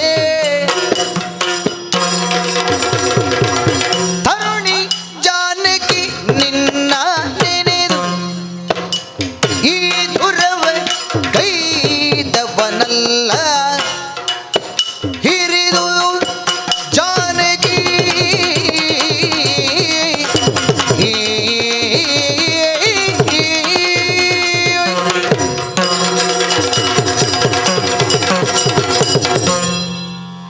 ಪ್ರಪ್ರಥಮ ಬಾರಿಗೆ ಎಲ್ಲರಿಗೂ ಆಶ್ಚರ್ಯ ಆಗುವ ಹಾಗೆ ರಾಮ ಮಾತಾಡುತ್ತಾನೆ. ನೋಡುತ್ತಾ ಇರುವುದು ಉಳಿದವರನ್ನು, ಹೇಳುವ ವಿಷಯ ಸೀತೆಗೆ. ತರುಣಿ ಜಾನಕಿ ನಿನ್ನ ನೆನೆದು ಈ ದುರವಗೈದವನಲ್ಲ ಹಿರಿದು, ಈ ಯುದ್ಧವನ್ನು ನಿನಗಾಗಿ ಮಾಡಿದ್ದೇ ಅಲ್ಲ ಅಂತ ಎಲ್ಲರ ಮುಂದೆ ಘೋಷಿಸ್ತಾನೆ. ಗಂಡ ಹೆಂಡತಿ ಇಬ್ಬರೇ ಇರುವಾಗ ಮಾತಾಡುವುದು ಬೇರೆ, 4 ಮಂದಿ ಇರುವಾಗ ಹೆಂಡತಿಗೆ ವಿರುದ್ಧವಾಗಿ ಮಾತಾಡಿದಾಗ ಆಗುವ ಪರಿಣಾಮ ಬೇರೆ. ನಿನ್ನ ಅಪಹರಣ ಆಗುವ ಮೊದಲೇ ಅಗಸ್ತ್ಯಾಶ್ರಮದಲ್ಲಿ ಋಷಿಗಳು ಬಂದು ಪ್ರಾರ್ಥನೆ ಮಾಡಿದಾಗ, ಲೋಕಕಂಟಕನಾದ ರಾವಣನಾದಿಗಳಿಂದ ಕಷ್ಟ ಆಗುತ್ತಾ ಉಂಟು ರಾಮ ಅಂತ ಪ್ರಾರ್ಥಿಸಿದಾಗ, ರಾವಣಂ ಹನಿಷ್ಯಾಮಿ ಅಂತ ರಾಮ ಒಂದು ವಚನವನ್ನು ಕೊಡ್ತಾನೆ. ರಾವಣಾದಿಗಳನ್ನು ವಧಿಸುವುದಕ್ಕೆ ನಾನು ಕಾಡಿಗೆ ಬಂದಿದ್ದು ಅಂತ. ಸೀತಾಪಹರಣಕ್ಕಿಂತ ಮೊದಲು, ಶೂರ್ಪನಖಿ ಬರುವುದಕ್ಕಿಂತ ಎಷ್ಟೋ ಮೊದಲು ರಾಮ ಮಾತಾಡಿರ್ತಾನೆ. ಅದನ್ನು ಉದಾಹರಿಸ್ತಾನೆ ಇಲ್ಲಿ. ಋಷಿಗಳಿಗೆ ಕೊಟ್ಟ ಮಾತಿಗೆ ಬೇಕಾಗಿ ನಾ ಇಲ್ಲಿವರೆಗೆ ಬಂದಿದ್ದೇನೆ, ಋಷಿಗಳೆಲ್ಲ ಪ್ರಾರ್ಥಿಸಿದಂತೆ ರಾಕ್ಷಸಾದಿಗಳನ್ನು ಕೊಂದಿದ್ದೇನೆ, ರಾವಣವಧೆಯನ್ನು ಸಾಧಿಸಿದ್ದು, ಇಂದ್ರಜಿತುವನ್ನು ಕೊಂದಿದ್ದು, ಕುಂಭಕರ್ಣಾದಿಗಳನ್ನು ಮತಿಸಿದ್ದು, ವಿಭೀಷಣನಿಗೆ ಪಟ್ಟ ಕಟ್ಟಿದ್ದು, ಇದಿಷ್ಟೂ ಕೂಡ ನಿನ್ನ ಅಪಹರಣ ಆಗಿದೆ ಅನ್ನುವ ಕಾರಣಕ್ಕಾಗಿ ಅಲ್ಲವೇ ಅಲ್ಲ. ನಿನಗಾಗಿ ಯುದ್ಧ ಮಾಡಿದ ಹೆಂಡತಿಯ ಗಂಡ ನಾನಲ್ಲ, ನಾನು ಋಷಿಗಳಿಗಾಗಿ ಮಾಡಿದವನು, ಋಷಿ ಪ್ರತಿಪಾದ್ಯ. ನಾನು ಸೂರ್ಯವಂಶದ ರಾಜ, ಸೂರ್ಯವಂಶದ ಚಕ್ರವರ್ತಿಗಳ ಪ್ರತಿನಿಧಿ, ಈಗ ಆಳ್ತಾ ಇರುವ ಭರತನ ಪ್ರತಿನಿಧಿಯಾಗಿ ಭರತ ಮಾಡಬೇಕಾದ ರಾಕ್ಷಸ ವಧೆಯನ್ನು ನಾ ಮಾಡಿಕೊಟ್ಟಿದ್ದೇನೆ. ಇದು ನನ್ನ ಕರ್ತವ್ಯವೇ ಹೊರತು ನಾನು ನಿನ್ನ ಮೋಹದಿಂದ ಯಾವುದನ್ನೂ ಮಾಡಿದ್ದಲ್ಲ. ಆದ್ದರಿಂದ ರಾವಣ ವಧೆ ಮಾಡಿದವನು ನನ್ನ ಗಂಡ ಅನ್ನುವ ಕಾರಣಕ್ಕೆ ನನ್ನ ಜೊತೆ ನೀ ಬರುವುದು ಬೇಡ. ಮುಕ್ತಳಾಗಿದ್ದಿ, ರಾವಣನ ಬಂಧದಲ್ಲಿದ್ದ ನಿನಗೆ ಸ್ವಾತಂತ್ರ್ಯ ಸಿಕ್ಕಿದೆ, ಬಂಧ ವಿಮೋಚನೆ ಆಗಿದೆ. ಇನ್ನು ನಿನ್ನ ಮನಸ್ಸು ಬಯಸಿದ ಹಾಗೆ ಬೇಕಾದರೆ ವಿಭೀಷಣ ಇದ್ದಾನೆ, ವಿಭೀಷಣನ ಅಂಕೆಯಲ್ಲಿದ್ದ ಅನುಭವ ಆಗಿದೆ ನನಗೆ 11-12 ತಿಂಗಳು. ಲಂಕೆಯಲ್ಲಿಯೇ ಬೇಕಾದರೆ ರಾಕ್ಷಸರೊಟ್ಟಿಗೆ ಇರು, ಇಲ್ಲ ಸುಗ್ರೀವ ಇದ್ದಾನೆ ವಾನರರೊಟ್ಟಿಗೆ ಬೇಕಾದರೂ ಹೋಗು, ಇಲ್ಲ ನಿನ್ನಷ್ಟಕ್ಕೆ ನೀನು ಎಲ್ಲಿಗೋ ಹೋಗಬೇಕು ಅಂತ ಕಂಡ್ರೆ ಎಲ್ಲಿಗೆ ಬೇಕಾದರೂ ಹೋಗು. ಆದರೆ ನಾನು ನಿನಗಾಗಿ ಯುದ್ಧ ಮಾಡಿದ್ದೇನೆ ಅಂತ ತಿಳಿದು ನನ್ನ ಜೊತೆ ಅಂತೂ ನೀನು ಬರುವುದು ಬೇಡ, ನಿನಗಾಗಿ ನಾನು ಯಾವುದನ್ನೂ ಮಾಡಿದ್ದಲ್ಲ ಅಂತ ತುಂಬ ಕಠಿಣ ವಾಕ್ಯವನ್ನು ಒಂದು ಚೂರೂ ಮುಖದಲ್ಲಿ ಮಾರ್ಧವತೆಯನ್ನು ಇರಿಸಿಕೊಳ್ಳದೆ ರಾಮ ಮಾತಾಡ್ತಾನೆ. ರಾಮ ಅತ್ಯಂತ ಮೃದುಭಾಷಿ. ವಾಲ್ಮೀಕಿಗಳು ರಾಮನ 16 ಗುಣಗಳನ್ನು ವರ್ಣಿಸ್ತಾರೆ. ಬೇರೆ ಬೇರೆ ಸಂದರ್ಭಗಳಲ್ಲಿ ರಾಮನನ್ನು ಚಿತ್ರಿಸ್ತಾ ಹೋಗ್ತಾರೆ. ರಾಮನನ್ನು ಮಿತಭಾಷಿ, ಸ್ಮಿತಭಾಷಿ, ಪೂರ್ವಭಾಷಿ, ಅಪೂರ್ವಭಾಷಿ ಹೀಗೆ ರಾಮನನ್ನು ವರ್ಣಿಸ್ತಾರೆ. ಮಿತಭಾಷಿ ಅಂದರೆ ತುಂಬ ಕಡಿಮೆ ಮಾತಾಡ್ತಾನೆ, ಯಾಕಂದರೆ ಹೆಚ್ಚು ಮಾತಾಡಿದರೆ ಸುಳ್ಳು ಬರ್ತದೆ ಅಂತ, ಅದು ರಾಮನ ಆಶಯ. ಜಾಸ್ತಿ ಮಾತಾಡಿದಾಗ ಸುಳ್ಳು ಹೇಳಬೇಕಾಗ್ತದೆ, ಮಾತು ಕಡಿಮೆ ಆದರೆ ಸುಳ್ಳೇ ಬರುವುದಿಲ್ಲ, ಸತ್ಯ ಮಾತ್ರ ಬರ್ತದೆ, ಇದು ರಾಮನ ಆದರ್ಶ. ಸ್ಮಿತಭಾಷಿ, ನಗುತ್ತಾ ಮಾತಾಡ್ತಾ ಇದ್ದ. ರಾಮನ ಮುಖದಲ್ಲಿ ಸಿಟ್ಟು ಅಂತಿಲ್ಲ, ಯಾವಾಗಲೂ ಕ್ರೋಧರಾಮ ಅನ್ನುವ ಶಬ್ದವೇ ಇಲ್ಲ, ಶಾಂತರಾಮ ಅಂತ ಮಾತ್ರ ಇರುವುದು ಅಂಥ ರಾಮ. ಪೂರ್ವಭಾಷಿ, ಉಳಿದವರು ಮಾತಾಡಿಸುವುದಕ್ಕಿಂತ ಮೊದಲು ರಾಮ ಮಾತಾಡ್ತಾ ಇದ್ದ. ಅವರು ಮಾತಾಡಲಿ ಅಂತ ಕಾಯುವುದಿಲ್ಲ. ನಮಗೆಲ್ಲ ಒಂದು ಸಣ್ಣ ಬಿಗುಮಾನ ಇರ್ತದೆ, ನಾವೆಂತ ಮಾತಾಡಿಸೋದು, ಬೇಕಾದರೆ ಅವರು ಮಾತಾಡಿಸ್ತಾರೆ ಅಂತ. ರಾಮನಿಗದು ಇರಲೇ ಇಲ್ಲ. ಎದುರು ಒಬ್ಬರು ಕಾಣುವಾಗ ಅವನೇ ಕೈ ಮುಗಿದು ಮಾತಾಡಿಸಿ ಬಿಡ್ತಿದ್ದ. ಅಂದರೆ ಅವನಿಗೆ ತಾನೇ ಮೊದಲು ಮಾತಾಡಿದರೆ ಸಣ್ಣವನಾಗುತ್ತೇನೆ ಅಂತಲ್ಲ, ತಾನು ಮಾತಾಡುವುದರಿಂದ ಸಂಬಂಧ ಬೆಳೀತದೆ ಅಂತಿತ್ತು ರಾಮನಿಗೆ. ಅವನು ಪೂರ್ವಭಾಷಿ. ಅಪೂರ್ವಭಾಷಿ, ಅವನು ಆಡ್ತಾ ಇದ್ದ ಮಾತುಗಳೆಲ್ಲ ಅಪೂರ್ವವಾದದ್ದು, ಮತ್ತೊಬ್ಬರು ಆಡ್ಲಿಕ್ಕೆ ಸಾಧ್ಯ ಇಲ್ಲ. ಇಂತಹ ಗುಣವಿಶೇಷತೆಯನ್ನು ಹೊಂದಿದ ರಾಮ ಪ್ರಪ್ರಥಮ ಬಾರಿಗೆ ಬಿರುನುಡಿಗಳನ್ನು ಆಡ್ತಾಳೆ. ಸೀತೆಗೆ ಹೇಗಾಗಿರ್ಬೋದು? ಕಿವಿಗೆ ಕೆಂಡವ ಸುರಿದ ತೆರೆದೊಳಗವನಿಜಾದಿಯು ನುಡಿಗೆ ಬೆದರುತ್ತ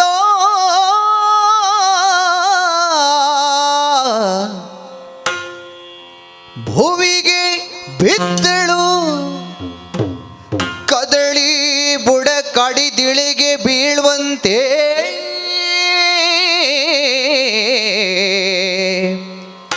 ಭುವಿಗೆ ಬಿದ್ದಳು, ಕದಳಿ ಬುಡ ಕಡಿದಿಳಿಗೆ ಬೀಳುವಂತೆ.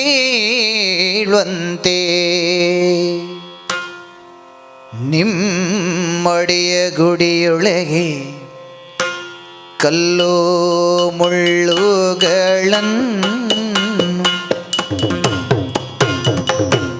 ಸಮ್ಮತದಿ ಕಳೆಯುತ್ತ ಬಾಳ್ದ ಭಾಮಿನಿಗೆ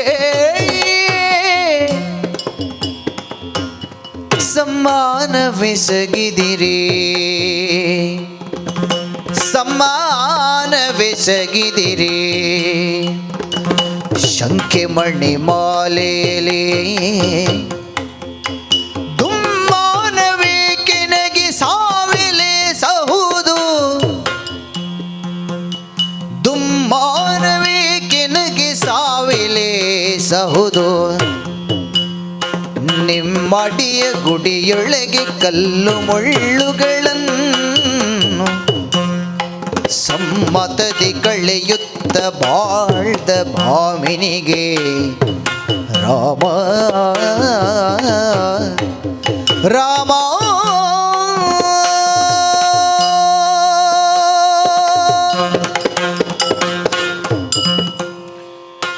ಕಿವಿಗೆ ಕೆಂಡ ಸುರಿದಾಗಾದ ಸೀತೆ ಕದಳಿಯ ಒಂದು ಮರ ಅಂದರೆ ಬಾಳೆಯ ಮರ ಬುಡ ಕಡಿದರೆ ಹೇಗೆ ಉರುಳಿ ಬೀಳ್ತದೋ ಹಾಗೆ ರಾಮನ ಕಾಲ ಮೇಲೆ ದಪ್ಪನೆ ಬೀಳ್ತಾಳೆ.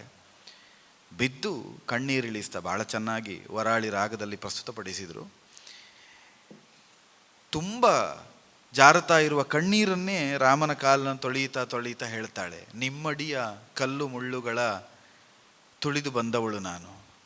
ಕಷ್ಟ ಬಂದಾಗ ರಾಮ ಬೇಡ ಅಂತ ಹೇಳಲಿಲ್ಲ, ಸುಖ ಬಂದಾಗ ಮಾತ್ರ ರಾಮ ಬೇಕು ಅಂತ ಹೇಳಲಿಲ್ಲ. ನಾನಾಗಿ ಕಷ್ಟಪಟ್ಟು ವನವಾಸವನ್ನು ಆಯ್ದುಕೊಂಡೆ.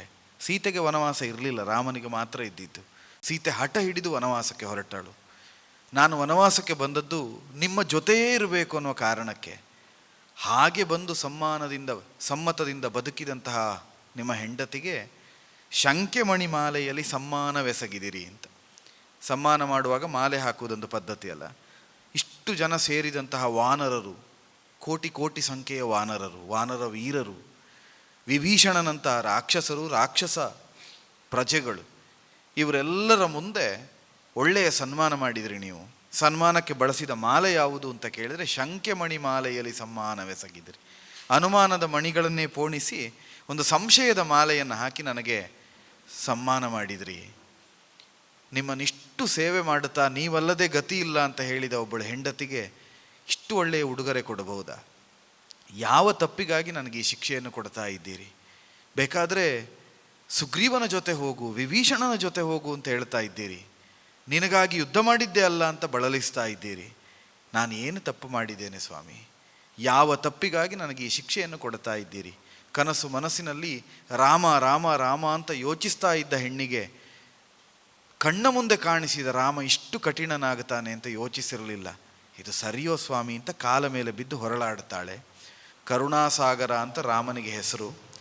ಒಂದು ಕಾಗೆಗೆ ಮೋಕ್ಷ ಕೊಡ್ತಾನೆ, ಕಾಕಾಸುರನಿಗೆ.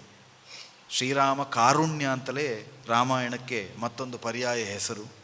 ಶಬರಿಗೆ ಮೋಕ್ಷ ಕೊಡ್ತಾನೆ. ಶಾಪಗ್ರಸ್ತನಾದ ಗಂಧರ್ವ ಕಬಂಧನಿಗೆ ಸಂಸ್ಕಾರವನ್ನು ಮಾಡಿ ಮೋಕ್ಷ ಕೊಡ್ತಾನೆ. ಎಂತೆಂಥವರಿಗೆ, ಗುಹನ ಪ್ರೀತಿಗೆ ಪಾತ್ರನಾಗುತ್ತಾನೆ. ಜಟಾಯುವಿಗೆ ಸಂಸ್ಕಾರ ಮಾಡುತ್ತಾನೆ. ರಾಮ ಪ್ರಾಣಿ ಪಕ್ಷಿ ರಾಕ್ಷಸ ಉಳಿದವರನ್ನು ಬಿಡು, ತನ್ನ ಹೆಂಡತಿಯಾದ ಸೀತೆಯನ್ನು ಅಪಹರಿಸಿಕೊಂಡು ತಂದಂತಹ ರಾವಣ ಸತ್ತ ಮೇಲೆ ರಾವಣನಿಗೆ ಸಂಸ್ಕಾರ ಮಾಡುವಂತೆ ವಿಭೀಷಣನಿಗೆ ಅಪ್ಪಣೆ ಮಾಡ್ತಾನೆ. ನೀ ಮಾಡದೇ ಇದ್ದರೆ ದಶರಥ ಅಂತ ತಿಳಿದು ನಾ ಸಂಸ್ಕಾರ ಮಾಡ್ತೇನೆ ಎಂಥದ್ದು ರಾಮನ ಆದರ್ಶ. ಅಂತಹ ಕರುಣಾ ಸಿಂಧುವಾದ ಕರುಣಾಸಾಗರನಾದ ರಾಮ ತನ್ನ ಹೆಂಡತಿಯಾದ ಸೀತೆ ಇಷ್ಟು ವಿಲಪಿಸ್ತಾ, ಇಷ್ಟು ಪ್ರಲಾಪವನ್ನು ಮಾಡುತ್ತಾ, ಕಣ್ಣೀರಿಳಿಸಿ ಆ ಲಂಕೆಯ ಮಣ್ಣಿನಲ್ಲಿ ಹೊರಳಾಡುತ್ತಾ ಇದ್ದಾಳೆ. ರಾಮ ಇದು ಸರಿಯೋ ಅಂತ ಒಂದು ಕ್ಷಣವೂ ಕಣ್ಣೀರಿಳಿಸುವುದು ಬಿಟ್ಟು ಕರುಣೆಯನ್ನು ತೋರಿಸದೆ ನಿರ್ದಾಕ್ಷಿಣ್ಯವಾಗಿ ಹೀಗೆ ಬೆರಳು ಮಾಡಿ ತೋರಿಸ್ತಾನೆ. ನಿನ್ನ ದಾರಿ ನಿನಗೆ ಕೇಳು ಮಾನಿನ್ನಿ ಮಣಿ, ನಿನ್ನ ಮನವು ಬಯಸಿದತ್ತ ಸಾರು ನೀ ಸಾರು ಭಾಮಿನಿ ಮಾನಿನಿ ಮಣಿ. ಮುನ್ನ ರಾವಣಾಂಗ ಭ್ರಷ್ಟೆ ಎನ್ನುವ ನುಡಿ, ಮುನ್ನ ರಾವಣಾಂಗ ಭ್ರಷ್ಟೆ ಎನ್ನುವ ನುಡಿ, ಎನ್ನ ಹೃದಯ ಮರಳುಗಾಡು ಮಾನದ ಮಡಿ, ಎನ್ನ ಹೃದಯ ಮರಳುಗಾಡು ಮಾನದ ಮಡಿ. ಮಾನಿನಿ ಮಣಿ ನಿನ್ನ ದಾರಿ ನಿನಗೆ ಕೇಳು ಮಾನಿನಿ ಮಣಿ ಸಾರು ಭಾಮಿನಿ. ಅತ್ಯಂತ ಧರ್ಮ ಸೂಕ್ಷ್ಮಗಳನ್ನು ಗರ್ಭೀಕರಿಸಿಕೊಂಡು ರಾಮ ಮಾತಾಡುತ್ತಾನೆ. ರಾಮ ದೊಡ್ಡ ಅಪರಾಧಿ ಅಂತ ಕಾಣಿಸುವ ಪ್ರಕರಣ. ಇವತ್ತಿನ 21ನೇ ಶತಮಾನದಲ್ಲಿದ್ದ ಬಹುತೇಕರು ರಾಮನನ್ನು ವಿಮರ್ಶೆ ಮಾಡುವುದು ಎರಡು ಪ್ರಧಾನ ವಿಷಯಗಳಿಗೆ. ಒಂದು, ವಾಲಿಯನ್ನು ಮರೆಯಲ್ಲಿ ನಿಂತು ಹೊಡೆದದ್ದಕ್ಕೆ, ಇನ್ನು ಸೀತೆಯನ್ನು ತ್ಯಾಗ ಮಾಡಿದ್ದಕ್ಕೆ. ಸ್ತ್ರೀವಾದದ ಹೆಸರಿನಲ್ಲಿ ವಾದ ಮಾಡುವವರೆಲ್ಲರಿಗೂ ತುಂಬ ದೊಡ್ಡ ಪ್ರಕರಣವಾಗಿ ಸಿಕ್ಕುವ ಪ್ರಕರಣ ಇದು. ರಾಮ ಇಷ್ಟು ಕಠೋರ, ರಾಮ ನಿರ್ದಾಕ್ಷಿಣ್ಯ, ರಾಮನಿಗೆ ಅನುಕಂಪ ಇಲ್ಲ, ಹೆಣ್ಣನ್ನು ಶೋಷಿಸಿದ, ತನಗಾಗಿ ಕಾಯ್ತಾ ಇದ್ದ ತಪಸ್ವಿನಿ ಅಂತ ಸೀತೆಯನ್ನು ಇಷ್ಟು ನಿಷ್ಕಾರಣವಾಗಿ ಕಂಡ ಅಂತ. ರಾಮ ಕೊಡುವ ಉತ್ತರ ಬಹಳ ಗರ್ಭೀಕೃತವಾದದ್ದು. ನಾವು ಅದರ ಅವಲೋಕನವನ್ನು ಮುಂದೆ ಮಾಡೋಣ. ಈಗ ಪ್ರಾಸಂಗಿಕವಾಗಿ ಈ ಹೊತ್ತಿನಲ್ಲಿ ರಾಮ ಹೇಳುವ ಮಾತು, ನಿನ್ನ ದಾರಿ ನಿನಗೆ ಸಾರು ಭಾಮಿನಿ. ನಿನ್ನ ದಾರಿ ನಿನಗೆ, ನಿನಗೆ ಯಾವ ದಾರಿ ಬೇಕೋ ಆ ದಾರಿಯನ್ನು ನೀನು ಆಯ್ದುಕೋ. ನೀನು ಮುಕ್ತಳು, ಸ್ವತಂತ್ರಳು. ನಿನ್ನ ದಾರಿಯನ್ನು ನಾನು ಕಟ್ಟುತ್ತಾ ಇಲ್ಲ. ನಿನಗೆ ಎಲ್ಲಿಗೆ ಬೇಕೋ ಅಲ್ಲಿಗೆ ಹೋಗ್ಬೋದು. ನಾನು ಆಗಲೇ ಹೇಳಿದ್ದೇನೆ, ವಿಭೀಷಣನೊಟ್ಟಿಗೆ ಹೋಗುತ್ತೀಯೋ ಹೋಗು, ಸುಗ್ರೀವನೊಟ್ಟಿಗೆ ಹೋಗುತ್ತೀಯೋ ಹೋಗು, ಇನ್ನೆಲ್ಲಿಗೂ ಹೋಗುತ್ತೀಯೋ ಹೋಗು. ನಿನಗೆ ಮುಕ್ತವಾದ ಅವಕಾಶ, ನಿನಗೆ ಯಾವ ನಿರ್ಬಂಧಗಳಿಲ್ಲ. ರಾಮನೆಂಬ ಅಂಕೆಯೊಳಗೆ ನೀನು ಇರಬೇಕಾಗಿಲ್ಲ. ನನ್ನ ಹೃದಯ ಮರಳುಗಾಡು, ನನ್ನ ಹೃದಯದಲ್ಲಿ ಭಾವ ಹುಟ್ಟುತ್ತದೆ. ಸೀತೆಯನ್ನು ಅಪ್ಪಿಕೊಳ್ತಾನೆ, ಸೀತೆಯನ್ನು ಸ್ವೀಕರಿಸ್ತಾನೆ ಅಂತ ಯೋಚನೆ ಮಾಡಬೇಡ. ಮರಳುಗಾಡು ಅಂತ ಹೇಳುವಾಗ ಸೂರ್ಯವಂಶದ ಕಥೆಯನ್ನು ಇಟ್ಟುಕೊಂಡು ಹೇಳುವ ಮಾತುಗಳದು. ದಂಡಕನಂತಹ ಒಬ್ಬನ ಸಾಮ್ರಾಜ್ಯ ಮರಳುಗಾಡಾಗುವುದಕ್ಕೆ ಹೊರಟದ್ದು ಧರ್ಮ ತಪ್ಪಿದ್ರಿಂದ, ನೀತಿಯನ್ನು ಮರೆತದ್ರಿಂದ. ಸೂರ್ಯವಂಶದ ಪ್ರಜೆಗಳು, ಸೂರ್ಯವಂಶದ ಅರಸರು ಧರ್ಮಾತ್ಮರಾಗಿದ್ದರು ಅನ್ನೋದು ಸ್ಪಷ್ಟ ಉಲ್ಲೇಖ. ವಸಿಷ್ಠರನ್ನೇ ಶಪಿಸುವುದಕ್ಕೆ ಹೊರಟ ಕಲ್ಮಾಶಪಾದನಾದ ಕಥೆಯೋ, ವಸಿಷ್ಠ ಪುತ್ರಿಯನ್ನೇ ಭೋಗಿಸಿ ದಂಡಕನ ರಾಜ್ಯಭ್ರಷ್ಟನಾಗಿ ದಂಡಕಾರಣ್ಯ ಸೃಷ್ಟಿಯಾಗುವಂತೆ, ದಂಡಕವೇ ಅವನಿರುವ ರಾಜ್ಯ ಭೂಮಿಯ ಮರಳುಗಾಡಾಗುವಂತೆ ಆದದ್ದು ಧರ್ಮವನ್ನು ತಪ್ಪಿದ್ರಿಂದ, ಧರ್ಮಚ್ಯುತರಾದ್ದರಿಂದ. ಧರ್ಮವನ್ನು ತಪ್ಪದೆ ಧರ್ಮಚ್ಯುತರಾಗದೆ ಬದುಕಬೇಕಾದ್ದು ಸೂರ್ಯವಂಶದ ಅರಸರಿಗೆ ಕರ್ತವ್ಯ. ಈಗ ಅಚ್ಯುತನೇ ಸೂರ್ಯವಂಶದಲ್ಲಿ ಹುಟ್ಟಿಕೊಂಡು ಬಂದಿದ್ದಾನೆ. ಅವನು ಮೊದಲೇ ಚ್ಯುತಿ ಇಲ್ಲದವ, ಅವ ಧರ್ಮಚ್ಯುತನಾಗುವುದು ಹೇಗೆ? ಆದ್ದರಿಂದ ನನ್ನ ಹೃದಯ ಮರಳುಗಾಡು, ನನಗೆ ಮಾನದ ಮಡಿ ಅಂತ ಹೇಳ್ತಾನೆ. ನನಗೆ ಮಡಿ ಇರುವುದು ಒಂದೇ, ಮಾನದ ಮಡಿ. ಮಾನ ಅಂದರೆ ಅಳತೆ ಅಂತ. ಶುದ್ಧವಾಗಿ ಮಾನದ ಮಡಿ ಹುಟ್ಟಿದ್ದೇನೆ. ಮಡಿ ಅನ್ನುವ ಶಬ್ದಕ್ಕೆ ತುಂಬ ಅರ್ಥಗಳುಂಟು. ಯಾವ ಅರ್ಥ ವಿನಿಯೋಗಿಸಿದ್ರೂ ಸೀತೆಗೆ ಸರಿಯಾಗ್ತದೆ ಅಥವಾ ರಾಮನಿಗೆ ಸರಿಯಾಗ್ತದೆ. ಉಟ್ಟುಕೊಂಡ ಬಟ್ಟೆ ಮಾನದ ಮಡಿ ಅಂತ ಹೇಳಿದ್ರೂ ಆಗ್ತದೆ. ಮಾನ ನಮ್ಮ ಬದುಕು, ಬಟ್ಟೆ ಅಂದರೆ ದಾರಿ ಅಂತ. ನಮ್ಮ ಬದುಕಿನ ದಾರಿಯೇ ಮಾನದ ಮತ್ತು ಮರ್ಯಾದೆಯ ಎರಡರೊಳಗಿರಬೇಕು. ಮರ್ಯಾದಾ ಪುರುಷೋತ್ತಮ. ಮಾನದ ಮಡಿ, ಮಾನಕ್ಕಾಗಿ ಪ್ರಾಣವನ್ನಾದರೂ ಬಿಡ್ತೇವೆ. ಮಡಿ ಅನ್ನೋದು ಸಾವು ಅಂತ ಅರ್ಥ. ಪೂಜ್ಯರಾದ ರಾಮಕೃಷ್ಣ ಪರಮಹಂಸರು ಒಂದು ಮಾತು ಹೇಳುತ್ತಾರೆ, ನಂಬಿಕೆಯೇ ಜೀವನ, ಶಂಕೆಯೇ ಮರಣ ಅಂತ. ಸಾವು ಮತ್ತು ಬದುಕಿನ ವ್ಯಾಖ್ಯಾನ ಕೊಡುವಾಗ ಬದುಕಿನ ದೃಢತೆಯನ್ನು ಇಟ್ಟುಕೊಳ್ಳುವುದಕ್ಕೆ, ನಂಬಿಕೆ ಉಂಟು ಅಂತಾದರೆ ಬದುಕು, ನಂಬಿಕೆ ಇಲ್ಲ ಶಂಕೆ ಬಂತು ಅಂತ ಅದರದೇ ಸಾವು, ಮತ್ತದಕ್ಕೆ ಬೇರೆ ಏನೂ ಬೇಡ, ನಾವು ಸತ್ತ ಹಾಗೆ, ಆತ್ಮಹತ್ಯೆ ಮಾಡಿಕೊಂಡ ಹಾಗೆ ಅಂತ. ಇಲ್ಲಿ ಸೀತೆಯನ್ನು ಕಣ್ಣು ಹೇಳ್ತಾ ಇರುವುದು ಅದೇ. ಶಂಕೆಯಿಂದ ನಾನು ನಿನ್ನನ್ನು ಸ್ವೀಕರಿಸಿದೆ ಅಂತ ಆದರೆ ನಾನು ಬದುಕಿ ಸತ್ತ ಹಾಗೆ, ನಾನು ಬದುಕಿದ ಹಾಗೆ ಹೇಗಾಯಿತು? ಸೂರ್ಯವಂಶೀಯನಾದ ಒಬ್ಬ ರಘುರಾಮ ರಾವಣಾಂಕ ಪರಿಭ್ರಷ್ಟೆ. ನೀನು ರಾವಣನ ಅಂಕೆಯಲ್ಲಿ 12 ತಿಂಗಳುಗಳು ಇದ್ದವಳು, 11 ಮುಕ್ಕಾಲು ತಿಂಗಳು ಇದ್ದವಳು. ನಿನ್ನನ್ನು ಸ್ವೀಕರಿಸುವುದಕ್ಕೆ ಹೇಗೆ ಬರ್ತದೆ? ಯಾರಾದರೂ ಏನು ಹೇಳ್ತಾರೆ? ರಾಮನಿಗೆ ಮಾನ ಇಲ್ಲ, ರಾಮನಿಗೆ ಮರ್ಯಾದೆ ಇಲ್ಲ ಅಂತ ಹೇಳೋದಿಲ್ವ? ಮರ್ಯಾದಾ ಪುರುಷೋತ್ತಮನಾದ ರಾಮ, ಮಾನದ ಮಡಿಯನ್ನುಟ್ಟ ರಾಮ, ರಾವಣನ ಅಂಕೆಯಲ್ಲಿದ್ದ ಮಾನಿನಿಯನ್ನು ಸ್ವೀಕರಿಸುವುದಕ್ಕೆ ಹೇಗೆ ಸಾಧ್ಯ ಆಗುತ್ತದೆ? ನಿನ್ನ ದಾರಿ ನಿನಗೆ, ನಿನ್ನನ್ನು ಮುಕ್ತಗೊಳಿಸಿದ್ದೇನೆ. ಒಂದು ಆನುಷಂಗಿಕವಾದ ಒಂದು ಪ್ರಯೋಗ ಇದಷ್ಟೇ, ಅದು ಫಲ, ಅದು ಅದಕ್ಕಾಗಿ ಮಾಡಿದ್ದೇನೆ ಅಂತಲ್ಲ. ಋಷಿಗಳಿಗಾಗಿ ರಾವಣನನ್ನು ಕೊಂದಿದ್ದರಿಂದ ನೀ ಮುಕ್ತಳಾಗಿದ್ದಿ, ನೀ ಇಲ್ಲಿಂದ ಹೊರಡು, ಎಲ್ಲಿಗೆ ಬೇಕಾದರೂ ಹೋಗು ಅಂತ ಹೇಳ್ತಾಳೆ. ಆಗ ಸೀತೆ ಒಂದು ಸಣ್ಣ ತರ್ಕವನ್ನು ಮುಂದಿಡ್ತಾಳೆ. ಅಂದರೆ ಅಲ್ಲಿಯವರೆಗೆ ಪ್ರಾರ್ಥಿಸಿದ್ಲು, ಕಣ್ಣೀರಿಳಿಸಿದ್ಲು. ರಾಮ ಉತ್ತರ ಕೊಡದೇ ಇರುವುದರಿಂದ ಕೇಳ್ತಾಳೆ, ನೀ ರಾವಣಾಂಕ ಪರಿಭ್ರಷ್ಟೆ ಅಂತ ನನ್ನನ್ನು ಆಕ್ಷೇಪಿಸ್ತಾ ಇರೋದು. ನನ್ನ ಶಂಕೆ ಇರುವುದೇನು? ಪ್ರಪಂಚದ ಮುಂದೆ ನನಗಿರುವ ಅಪವಾದ ಏನು? ರಾವಣನ ಅಂಕೆಯಲ್ಲಿ 11 ತಿಂಗಳು ಕಳೆದವಳು ಅಂತ. ನನ್ನ ತಪ್ಪಿನಿಂದ ಕಳೆದದ್ದು ಹೌದಾ? ನಾನು ಇಲ್ಲಿಗೆ ಬರುವುದಕ್ಕೆ ಕಾರಣ ನಾನಾ ಅಥವಾ ಬೇರೆಯವರ ಅಂತ ಒಂದು ಪ್ರಶ್ನೆಯನ್ನು ಮಾಡ್ತಾಳೆ. ವಿಪಿನದೊಳಿರುತ್ತೀರೇ ನಿನ್ನನು ವಂಚಿಸಿ, ಕಪಟಿಯೋ ಕದ್ದೊಯ್ದು,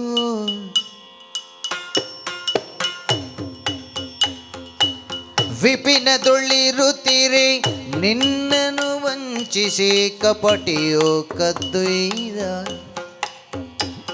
ತಪಸಿಯೋ ತೆರೆದೊಳು ತೃಣವಿಡಿದಾಡಿದೆ, ತಪಸಿಯೇ ತೆರೆದೊಳು ತೃಣವಿಡಿದಾಡಿದೆ, ಶಪಥವ ತಿಳಿಯಯ್ಯ,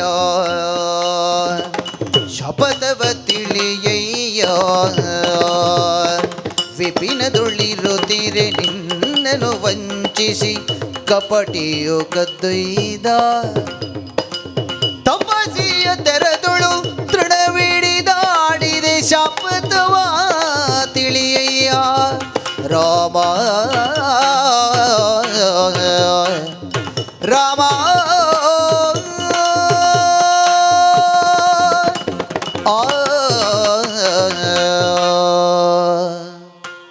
ರಾಮಾಯಣವನ್ನು ಆಳವಾಗಿ ಅಧ್ಯಯನ ಮಾಡಿದ ಯಾರಿಗೂ ರಾಮ ಸೀತೆಯ ಬಗ್ಗೆ ಆಗಲಿ ರಾಮನ ಬಗ್ಗೆ ಆಗಲಿ ಸಂಶಯ ಹುಟ್ಟಲಿಕ್ಕೆ ಸಾಧ್ಯ ಇಲ್ಲ.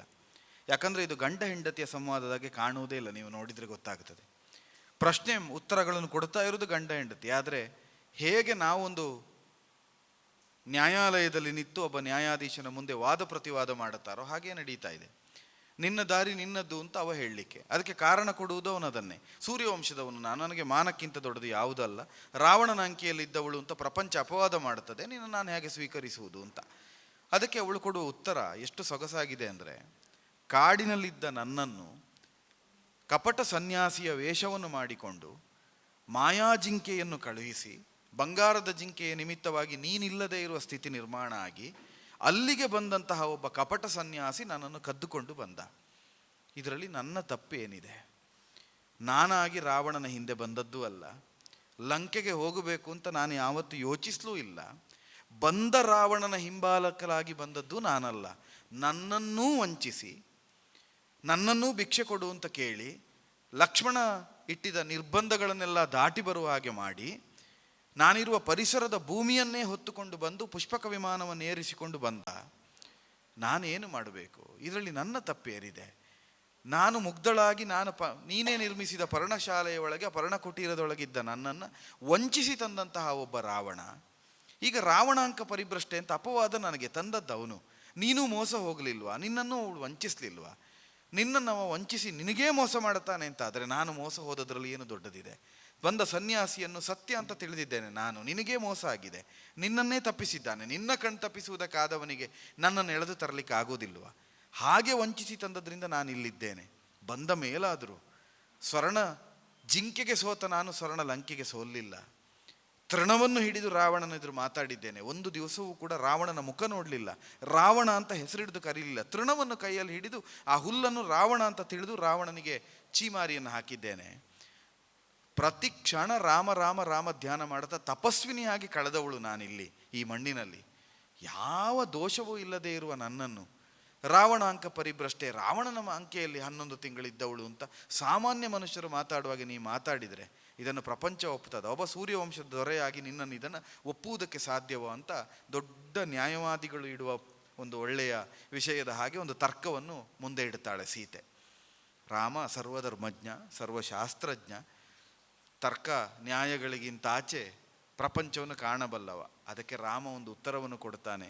ಇವತ್ತಿನ ನಮ್ಮೆಲ್ಲರಿಗೂ ಸಂದರ್ಭ ಬಂದಾಗ ನಾವು ಹೇಳ್ತೇವಲ್ಲ, ನನ್ನದೇನು ತಪ್ಪುಂಟು, ನಾನೇನು ತಪ್ಪಿಲ್ಲದೆ ನನಗೆ ಯಾಕೆ ಈ ಶಿಕ್ಷೆ, ಏನೂ ತಪ್ಪು ಮಾಡದೆ ನನಗೆ ಯಾಕೆ ಈ ಶಿಕ್ಷೆ ಅಂತ ಅಳಲುವ ಪ್ರತಿಯೊಬ್ಬ ಮನುಷ್ಯರಿಗೂ ಕೊಡಬಹುದಾದ ಒಂದು ಉತ್ತರದ ಹಾಗೆ ರಾಮ ಒಂದು ಉತ್ತರವನ್ನು ಕೊಡ್ತಾನೆ.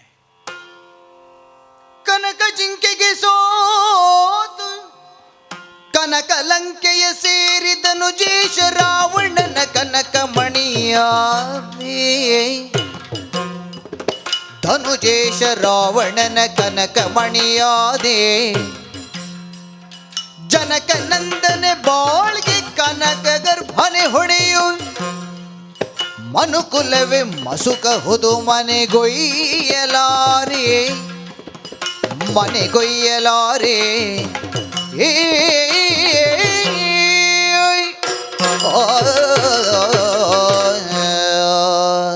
ಬಹುಶಃ ಒಂದು 20-25 ಸೆಕೆಂಡಿನೊಳಗೆ ಗರಿಷ್ಠ ಪರಿಣಾಮ ಕೊಡಬಹುದಾದ ಒಂದು ಪದ್ಯದ ಪ್ರಸ್ತುತಿ. ತುಂಬ ಸೊಗಸಾಗಿದೆ. ರಾಮ ಕೊಟ್ಟ ಉತ್ತರವನ್ನು ಅಷ್ಟೇ ಸ್ಪಷ್ಟವಾಗಿ ಅಷ್ಟು ಚಂದ ಹೇಳಿದರು. ಕನಕ ಜಿಂಕೆಗೆ ಸೋತು ಕನಕ ಲಂಕೆಯ ಸೇರಿ ಧನುಜೇಶ ರಾವಣನ ಕನಕಮಣಿ ಆದೆ. ನೀನಾದದ್ದಿದು, ನೀನಾಗಿ ಬಯಸಿದ್ದಲ್ಲ, ನಿನಗಾದದ್ದು. ಬದುಕು ನಾವು ಎಣಿಸಿದಾಗೆ ಆಗೋದಲ್ಲ, ಬದುಕು ಬರುವುದು. ಅದರಿಂದಲೇ ಪ್ರಾಜ್ಞರು ಹೇಳ್ತಾರೆ, ಬದುಕಿರುವುದು ಅಂದುಕೊಳ್ಳುವುದಕ್ಕಲ್ಲ ಅಂತೆ, ಬದುಕಿರುವುದು ಹೊಂದಿಕೊಳ್ಳುವುದಕ್ಕಂತೆ. ನಾವು ಅಂದುಕೊಂಡದ್ದು ಬದುಕಲ್ಲ, ನಾವು ಹೊಂದಿಕೊಳ್ಳುವುದಕ್ಕಿರುವುದು ಬದುಕು. ಹೇಗೆ ಬರ್ತದೋ ಆಗ ಬದುಕನ್ನು ಹೊಂದಿಕೊಳ್ಳಬೇಕು ಅಂತ. ನೀನು ಕನಕ ಜಿಂಕೆಗೆ ಸೋತದ್ದು ಮಾತ್ರ ನಿನ್ನ ತಪ್ಪು, ಅಲ್ಲಿಂದ ಮುಂದೆ ನಡೆದದ್ದು ಯಾವುದು ನಿನ್ನ ಇಚ್ಛೆ ಅಲ್ಲ. ಕನಕ ಜಿಂಕೆ ಬೇಕು ಅಂತ ಹಠ ಹಿಡಿದೆ. ಎಲ್ಲಿಯವರೆಗೆ ಹಠ ಹಿಡಿದಳು ಸೀತೆ ಅಂತ ಕೇಳಿದರೆ, ಬಾಣ ಬಿಟ್ಟರೆ ಸಾಯ್ತದೆ ಅಂತ ಹೇಳುವಾಗ ಅವಳು ಅದನ್ನೇ ಹೇಳ್ತಾಳೆ, ಪಂಚಬಾಣನ ಪಿತನೆ ಕೇಳು ಮೃಗ ವಂಚಿಸುತ್ತ ಹಸು ಒಳಿದುದಾದರೆ ಪ್ರೀತಿಯಲ್ಲಿ ಚರ್ಮವ ಸುಲಿದು ಕಂಚುಕವ ಮಾಡಿ ಧರಿಸುವೆನು ಅಂತ. ಸತ್ರೆ ಸಾಯಿಲಿ, ಅದರ ಚರ್ಮ ಸುಲಿದಾದ್ರೂ ಮೈ ಮೇಲೆ ಹಾಕ್ಕೊಂಡು ತೃಪ್ತಿ ಪಡ್ತೇನೆ ಅಂತ. ಇದು ಸೀತೆ ಹಠ.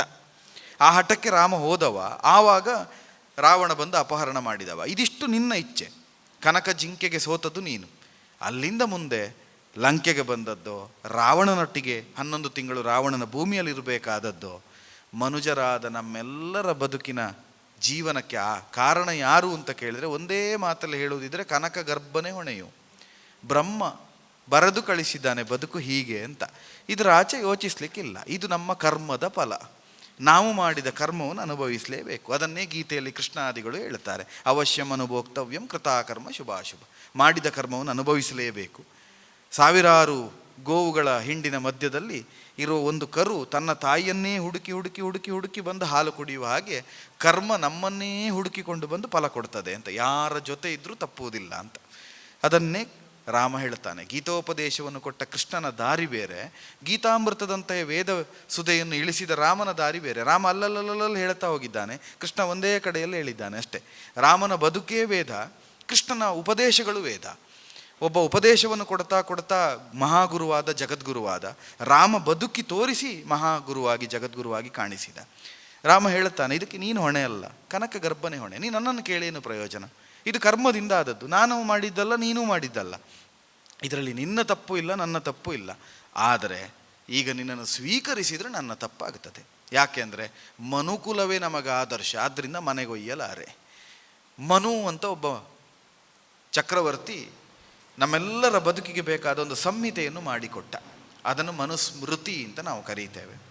ಅದರಲ್ಲಿ ರಾಜಕಾರಣ ಇದೆ, ಅದರಲ್ಲಿ ಸಂಸಾರ ಇದೆ, ಅದರಲ್ಲಿ ಋಷಿ ಜೀವನ ಇದೆ, ಅದರಲ್ಲಿ ವರ್ಣಾಶ್ರಮ ಇದೆ, ಎಲ್ಲ ಇದೆ. ಯಾರ್ಯಾರು ಹೇಗೆ ಬದುಕಬೇಕು ಅನ್ನೋದಕ್ಕಿದೆ. ಒಬ್ಬಳು ಸ್ತ್ರೀ ಅನ್ಯ ಪುರುಷನ ಜೊತೆಯಲ್ಲಿ ಯಾವ ಕಾರಣದಿಂದಲಾದರೂ ಇದ್ದರೆ ಅವಳಿಗೆ ಅಪವಾದ ಬರ್ತದೆ. ಅಂತಹ ಬಂದವಳನ್ನು ಸ್ವೀಕರಿಸಿದರೆ ಪುರುಷನಾದವನ ಬದುಕಿಗೆ ಒಂದು ಕಳಂಕ ಅನ್ನೋದು ಮನು ಸಾಧಿಸಿ ತೋರಿಸಿದ ಒಂದು ಸ್ಮೃತಿ. ಅಂದರೆ ನಮ್ಮ ಚಾರಿತ್ರ್ಯ ಅನ್ನೋದು ಅಷ್ಟು ಶುಭ್ರವಾಗಿರಬೇಕು ಅಂತ. ನನಗೆ ಗೊತ್ತಿಲ್ಲ ನೀನು ಯಾಕಿದ್ದಿ ಅಂತ. ನೀ ಇದ್ದದ್ದು ಹೌದಲ್ವ. ಈಗ ಪ್ರಪಂಚ ಉಳಿದದ್ದು ಯಾವುದನ್ನು ಹೇಳುವುದಿಲ್ಲ. ಕರ್ಮಫಲ ಅಂತ ಹೇಳ್ತದ, ಹೇಳುವುದಿಲ್ಲ. ರಾಮ ದೊಡ್ಡವ ಅಂತೇಳಿ ಇಲ್ಲ.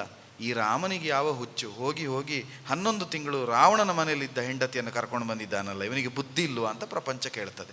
ಆದ್ದರಿಂದ ನಾನು ಮನೆಗೊಯ್ಯಲಿಕ್ಕೆ ಸಾಧ್ಯ ಇಲ್ಲ, ನೀನು ಏನು ಹೇಳಿದರೂ ರಾವಣ ಅಂಕ ಪರಿಭ್ರಷ್ಟೆ ಅಂತ ಹೇಳಿಬಿಡ್ತಾನೆ. ಆಗ ಸೀತೆಗೆ ಮಾತಾಡಲಿಕ್ಕೆ ಏನು ಶಬ್ದವೇ ಸಿಕ್ಕುವುದಿಲ್ಲ. ಕಣ್ಣೀರನ್ನು ಇಳಿಸ್ತಾ ನಿಂತಿದ್ದಾಳೆ. ಇಷ್ಟು ಕಾಲ ರಾಮನ ಸೇವೆ ಮಾಡಿಕೊಂಡಿದ್ದವರಿಗೆ ರಾಮನ ಈ ನಡೆ ಆಕ್ಷೇಪಾರ್ಹ ಅಂತ ಕಂಡಿತು. ತುಂಬ ಗಮನಿಸಬೇಕಾದ ಸಂಗತಿ ಇದು. ರಾಮನನ್ನು ಪ್ರತಿದಿನ ಸೇವಿಸ್ತಾ ರಾಮ ಸರ್ವಧರ್ಮಜ್ಞ ಅಂತ ಒಪ್ಪಿಕೊಂಡವರು, ರಾಮನಲ್ಲದೆ ಬೇರೆ ಇಲ್ಲ ಅಂತ ತಿಳಿದ ಲಕ್ಷ್ಮಣನಿಗೂ ಮತ್ತು ವಿಭೀಷಣ ಹನುಮಂತನಿಗೆ ಇದು ತಪ್ಪು ಅಂತ ಕಾಣುತ್ತದೆ.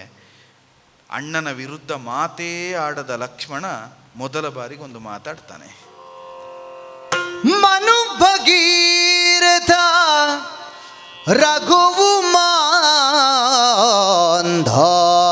ಮುಖ್ಯರಿಂದ ಇನ ಕುಲವು ಬೆಳಗಿತೈ ಕೇಳು ಶ್ರೀರಾಮ. ಇನ ಕುಲವು ಬೆಳಗಿತೈ ಶ್ರೀರಾಮ.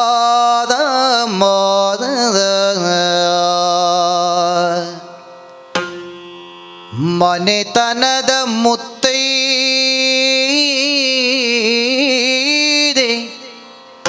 ಮನವನಿ ಘಾತಿಸಲು ಮುನಿವರೈ ಪೂರ್ವಜರು ಕೇಳು ಶ್ರೀರಾಮ. ಮುನಿವರೈ ಪೂರ್ವಜರು ಕೇಳು ಶ್ರೀರಾಮ. ಸಪ್ತ ಮುನಿ ಸತಿಯ ನೀ ಪಾಲಿಸಿದೆ, ಪದದಿಂದ ವ್ಯಾಪ್ತ ಶರಧಿಗೆ ಸೇತು ಬಂಧಿಸಿದೆ ಸ್ವಾಮಿ. ದೀಪ್ತಿಯೊಳು ಬೆಳಗುತಿಗ ಮಾತಿಗಳು ನಿನಗೆ ನಿರ್ಲಿಪ್ತ ಭಾವವದೇಕೆ ಪೇಳಿನ್ನ ಸ್ವಾಮಿ. ನಿರ್ಲಿಪ್ತ ಭಾವವದೇಕೆ ಪೇಳಿನ್ನ ಸ್ವಾಮಿ. ಮನು ಭಗೀರಥ ರಘು ಮಾಂಧಾತ ಮುಖ್ಯರಿಂದ ಇನ ಕುಲವು ಬೆಳಗಿತೈ ಕೇಳು ಶ್ರೀರಾಮ.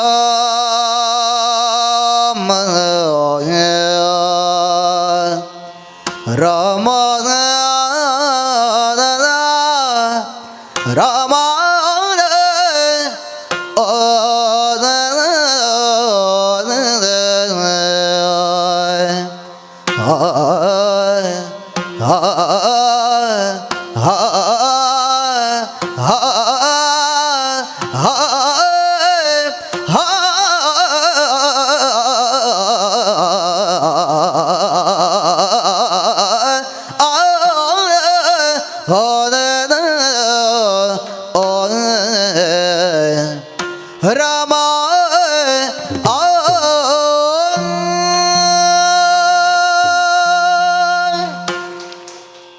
ಬಹಳ ಸೊಗಸಾದ ಪ್ರಸ್ತುತಿ. ಲಕ್ಷ್ಮಣ ಹೇಳ್ತಾನೆ, ಮನು ಭಗೀರಥ ರಘು ಮುಕ್ತಾದ ರಾಯರುಗಳು ಹುಟ್ಟಿದ ವಂಶ ನಮ್ಮದು. ಆ ವಂಶದಲ್ಲಿ ಹುಟ್ಟಿದ ನೀನು ಧರ್ಮ ತಪ್ಪಬಾರದು ರಾಮ. ಈಗ ನೀ ಧರ್ಮ ತಪ್ಪುತ್ತಾ ಇದ್ದಿ. ಮನೆತನವನ್ನು ಸೇರಿದ ಮುತ್ತೈದೆ ಕಣ್ಣೀರಲ್ಲೇ ಕಳೆದದ್ದು ಹೆಚ್ಚು, ಸುಖ ಕಂಡದ್ದೇ ಇಲ್ಲ. ಅಂಥವಳ ಕಣ್ಣಲ್ಲಿ ಮತ್ತೆ ಕಣ್ಣೀರು ಇಳಿಸ್ತಾ ಇದ್ದಿ. ಪೂರ್ವ ಸೂರಿಗಳಿದನ್ನು ಒಪ್ಪುವುದಿಲ್ಲ. ನಮ್ಮ ಪಿತೃಗಳು ಖಂಡಿತ ಮುನೀತಾರೆ ರಾಮ. ಪಿತೃಗಳೆಲ್ಲ ನಮಗೆ ಅನುಗ್ರಹವನ್ನು ಮಾಡುತ್ತಾರೆ ಹಿಂದಿನವರು. ನಾವು ಆದ್ದರಿಂದ ಪಿತೃಗಳ ಆರಾಧನೆಯನ್ನು ಮಾಡಬೇಕು, ಹಿಂದಿನವರನ್ನು ಸ್ಮರಿಸಿಕೊಳ್ಳಬೇಕು ಅಂತ. ನಮ್ಮ ವಂಶದಲ್ಲಿ ಆಗಿ ಹೋದವರು ಎಷ್ಟು ಜನ?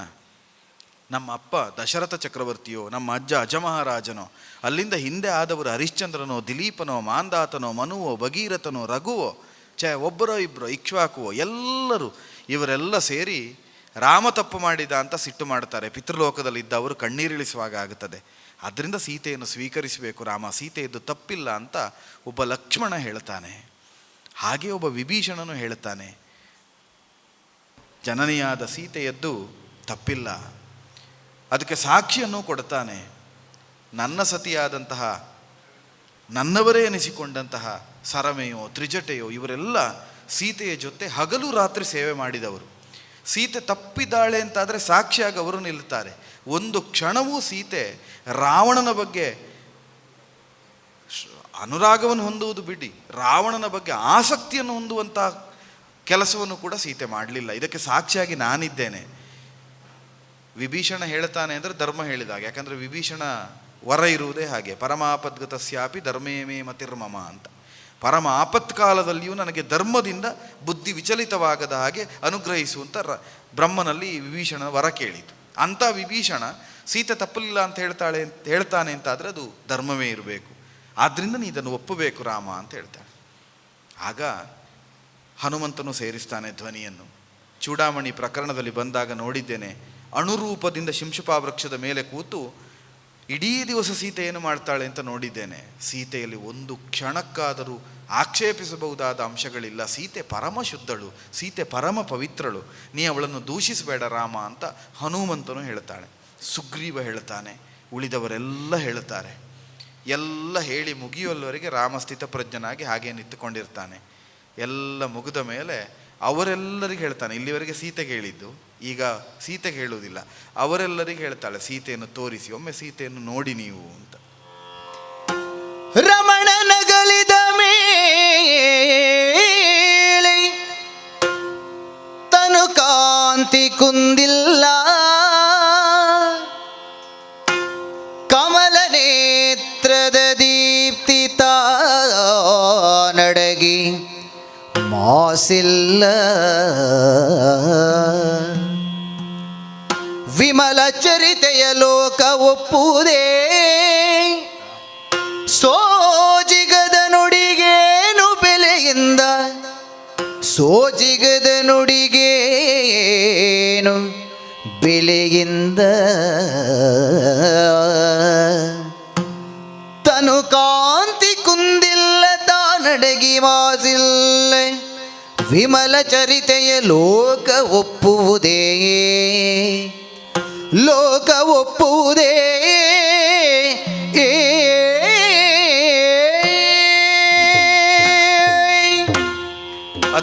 ಅದ್ಭುತವಾದ ಒಂದು ಪ್ರಸ್ತುತಿ.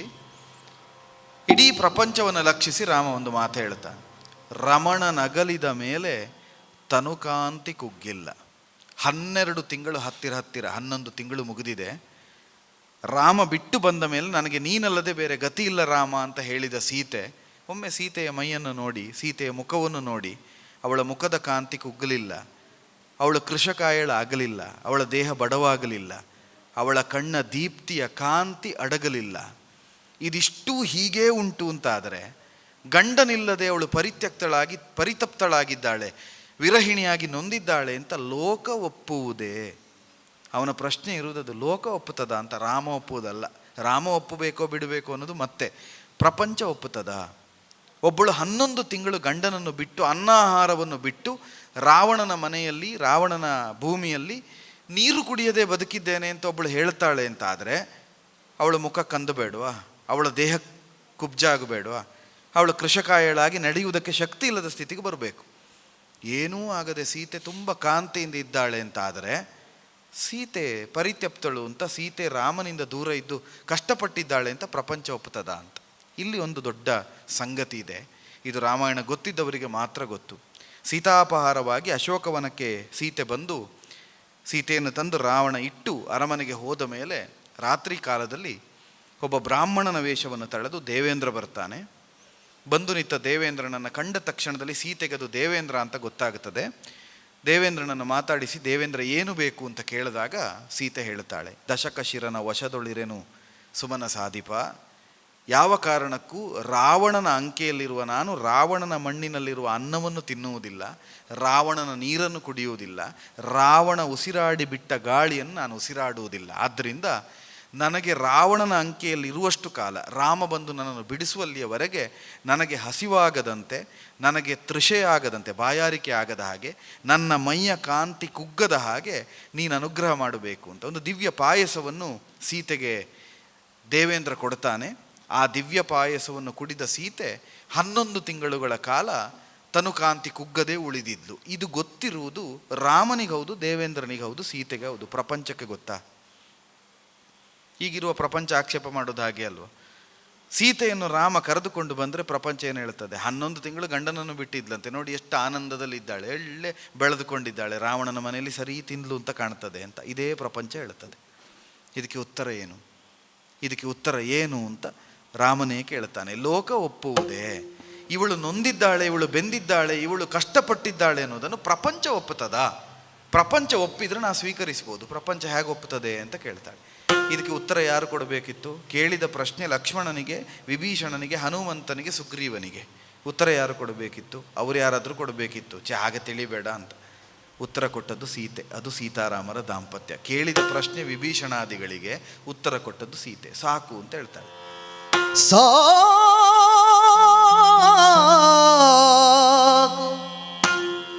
ಸಾಕೇತ ನೃಪನಂದನನೇ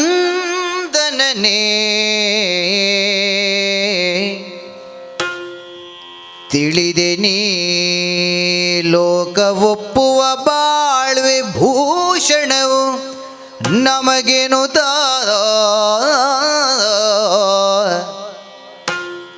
ಲೋಕ ಒಪ್ಪುವ ಬಾಳ್ವೆ ಭೂಷಣವು ನಮಗೇನೋತ ಕಾಕುಮತಿಗಳ ಶಂಕೆ ನೋಕುವರೆ ನಾನಿಳಿವೆ ನೋಡು ಅಗ್ನಿಗೆ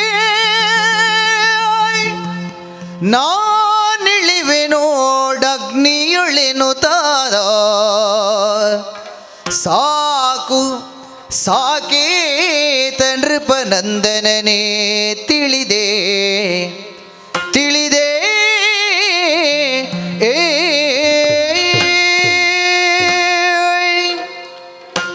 ಲೋಕ ಒಪ್ಪುತ್ತದೋ ಅನ್ನುವ ಪ್ರಶ್ನೆಗೆ ಉತ್ತರ ಕೊಡ್ತಾಳೆ ಅವಳು. ಸಾಕು ಸಾಕೇತ ನೃಪನಂದನನೇ, ನೀನು ನನ್ನ ಗಂಡ ಅಲ್ಲ. ಸಾಕೇತ ಅಂದರೆ ಅಯೋಧ್ಯೆ, ಅಯೋಧ್ಯೆಯ ರಾಜಕುಮಾರ ನೀನು, ಅಯೋಧ್ಯೆಯ ರಾಜ ನೀನು. ನನಗರ್ಥ ಆಯಿತು. ಲೋಕ ಒಪ್ಪುವ ರೀತಿ ಬಾಳುವುದೇ ಭೂಷಣವು ನಮಗೆ. ಪ್ರಪಂಚ ಒಪ್ಪುವ ಹಾಗೆ ಬದುಕಬೇಕಾದ್ದೇ ನಮ್ಮ ಬದುಕಿಗೆ ಭೂಷಣ. ನಾವು ಬಯಸಿದ ಹಾಗೆ ಬದುಕುವುದಲ್ಲ ಅಂತ. ಇವತ್ತಿನ ಬದುಕಿಗೂ ರಾಮನ ಕಾಲದ ಬದುಕಿಗೂ ಇರುವ ವ್ಯತ್ಯಾಸ ಇದೊಂದೇ. ಇದೇ ಬಹುದೊಡ್ಡ ವ್ಯತ್ಯಾಸ. ಇವತ್ತು ನಾವೆಲ್ಲ ಹೇಗೆ ಬದುಕುತ್ತೇವೆ ಅಂತ ಕೇಳಿದರೆ, ನಮಗೆ ಹೇಗೆ ಬೇಕೋ ಹಾಗೆ ಬದುಕುತ್ತೇವೆ. ನಮಗೆ ಯಾವುದು ಸಂತೋಷವೋ ಅದನ್ನು ಮಾಡುತ್ತೇವೆ, ನಮಗೆ ಯಾವುದು ಸರಿಯೋ ಅದನ್ನು ಮಾಡುತ್ತೇವೆ. ನೀ ಹಾಗೆ ಮಾತಾಡಿದ್ದು ಸರಿಯಾಗಿ ಕೇಳಿದ್ರೆ ನನಗದು ಸರಿ, ನಾ ಮಾತಾಡಿದ್ದೇನೆ, ನನ್ನದು ನ್ಯಾಯ, ಅದು ನನ್ನದ್ದೇ ನ್ಯಾಯ ಅಂತ. ರಾಮನ ಕಾಲದಲ್ಲಿ ಹಾಗಿರಲಿಲ್ಲ. ರಾಮ ಏನು ಹೇಳ್ತಾನೆ? ಲೋಕ ಒಪ್ಪುವ ರೀತಿ ಬಾಳುವುದೇ ಭೂಷಣವು ನಮಗೆ. ನನಗೆ ಸುಖವೋ ದುಃಖವೋ ಪ್ರಶ್ನೆ ಅಲ್ಲ, ಪ್ರಪಂಚ ನಮ್ಮನ್ನು ಒಪ್ಪಬೇಕು, ಪ್ರಪಂಚ ಇವ ಸರಿ ಇದ್ದಾನೆ ಅಂತ ಹೇಳಬೇಕು. ಹಾಗೆ ಬದುಕಬೇಕಾದ್ದು ಬದುಕು. ಅದನ್ನು ಸೀತೆಯ ಅನುಮೋದಿಸಿ ಹೇಳ್ತಾಳೆ. ಸರಿ, ಲೋಕ ಒಪ್ಪುವ ಹಾಗೆ ಬದುಕಬೇಕು ಅಂತಾದರೆ ಲೋಕಕ್ಕೊಂದು ಸಾಕ್ಷಿ ಬೇಕಾಗುತ್ತದೆ. ಲೋಕ ಅದನ್ನು ಒಪ್ಪಬೇಕು ಅಂತಾದರೆ ಲೋಕಕ್ಕೊಂದು ಪ್ರಮಾಣ ಬೇಕಾಗುತ್ತದೆ. ಕಾಕುಮತಿಗಳ ಶಂಕೆ ನೂಕುವರೆ ನಾನಿಳಿವೆನಗ್ನಿಗೆ. ಶಂಕೆ ಪಡುವುದು ಯಾರು? ಕಾಕುಮತಿಗಳು, ಸಾಧಾರಣ ಸಾಮಾನ್ಯ ಮತಿಗಳು, ಬುದ್ಧಿ ಇಲ್ಲದೇ ಇರುವವರು, ಎಲ್ಲರನ್ನೂ ಸಂಶಯ ದೃಷ್ಟಿಯಿಂದ ನೋಡುವವರು. ನನ್ನನ್ನೂ ಸಂಶಯದಿಂದ ನೋಡುತ್ತಾರೆ, ನಿನ್ನನ್ನು ನೋಡುತ್ತಾರೆ. ಸಂತೋಷ. ಇವರೆಲ್ಲರ ಸಂಶಯವನ್ನು ನೂಕಬೇಕು ಅಂತಾದರೆ, ಕಳೀಬೇಕು ಅಂತಾದರೆ ನಾನಿದೇ ಲಂಕೆಯಲ್ಲಿ ಅಗ್ನಿಗಿಳಿಯುತ್ತೇನೆ, ಅಗ್ನಿ ದಿವ್ಯವನ್ನು ನಾನು ಮಾಡುತ್ತೇನೆ, ಅಗ್ನಿ ಪರೀಕ್ಷೆಯನ್ನು ಮಾಡುತ್ತೇನೆ ಅಂತ. ತುಂಬ ಗಮನಿಸಬೇಕಾದ ಸಂಗತಿ ಇದು. ಇವತ್ತಿನ ಎಲ್ಲರ ವಾದ ಏನು ಅಂತ ಕೇಳಿದರೆ, ಸೀತೆಯನ್ನು ಅಗ್ನಿಗಿಟ್ಟು ರಾಮ ಪರೀಕ್ಷೆ ಮಾಡಿದ ಅಂತ. ಅಗ್ನಿ ಪರೀಕ್ಷೆ ಆಗಬೇಕು ಅಂತ ರಾಮ ಎಲ್ಲಿಯೂ ಹೇಳಲಿಲ್ಲ ರಾಮಾಯಣದಲ್ಲಿ. ಸೀತೆ ಆಯ್ದುಕೊಂಡ ದಾರಿ, ಸೀತೆ ಹೇಳಿದ ಮಾತು. ನಾನು ಅಗ್ನಿ ಪರೀಕ್ಷೆಗೆ ಒಳಗಾಗುತ್ತೇನೆ ಅಂತ ಹೇಳಿದ್ದು ಸೀತೆ, ರಾಮ ಅಲ್ಲ. ಇವತ್ತು ನಾವು ಆಕ್ಷೇಪ ಮಾಡೋದು ಹೇಗೆ? ಪಾಪ 11 ತಿಂಗಳು ರಾಮನನ್ನು ಬಿಟ್ಟಿದ್ದ ಸೀತೆ ಲೋಕಾಪವಾದಕ್ಕೆ ಎದುರಿ ರಾಮ ಬೆಂಕಿಗಿಳಿ ಅಂತ ಹೇಳಿದ ಅಂತ. ರಾಮ ಎಲ್ಲಿಯೂ ಬೆಂಕಿಗಿಳಿ ಅಂತ ಹೇಳಲಿಲ್ಲ. ಸೀತೆ ತಾನು ಆಯ್ದುಕೊಂಡದ್ದು. ಇವರೆಲ್ಲರ ಸಂಶಯ ನೀಗುವುದಕ್ಕೆ ಒಂದೊಂದು ಪರೀಕ್ಷೆಗಳು ಅಂತಿರ್ತದೆ. ಅಗ್ನಿದಿವ್ಯ ಇತ್ಯಾದಿ ಜಲದಿವ್ಯ ಬೇರೆ ಬೇರೆ ಇರ್ತದೆ. ನಾನು ಅಗ್ನಿದಿವ್ಯವನ್ನು ಆಯ್ದುಕೊಳ್ತೇನೆ, ಅಗ್ನಿ ಪರೀಕ್ಷೆಗೆ ನಾನು ಒಳಗಾಗುತ್ತೇನೆ ಅಂತ ಹೇಳಿ ರಾಮನಿಗೇನು ಹೇಳುವುದಿಲ್ಲ, ಲಕ್ಷ್ಮಣನನ್ನು ಕರೆದು ಹೇಳ್ತಾಳೆ. ಕಂದ ಲಕ್ಷ್ಮಣ ಮನ್ನಿಸೆನ್ನನು, ನಿಂದಿಸಿದೆ ನಾನಂದು ನಿನ್ನನು, ಸಂತುದಿ ಪರಿ ಶಿಕ್ಷೆಯಗ್ನಿಯ ತಂದು ಬೆಳಗು ಕಂದ.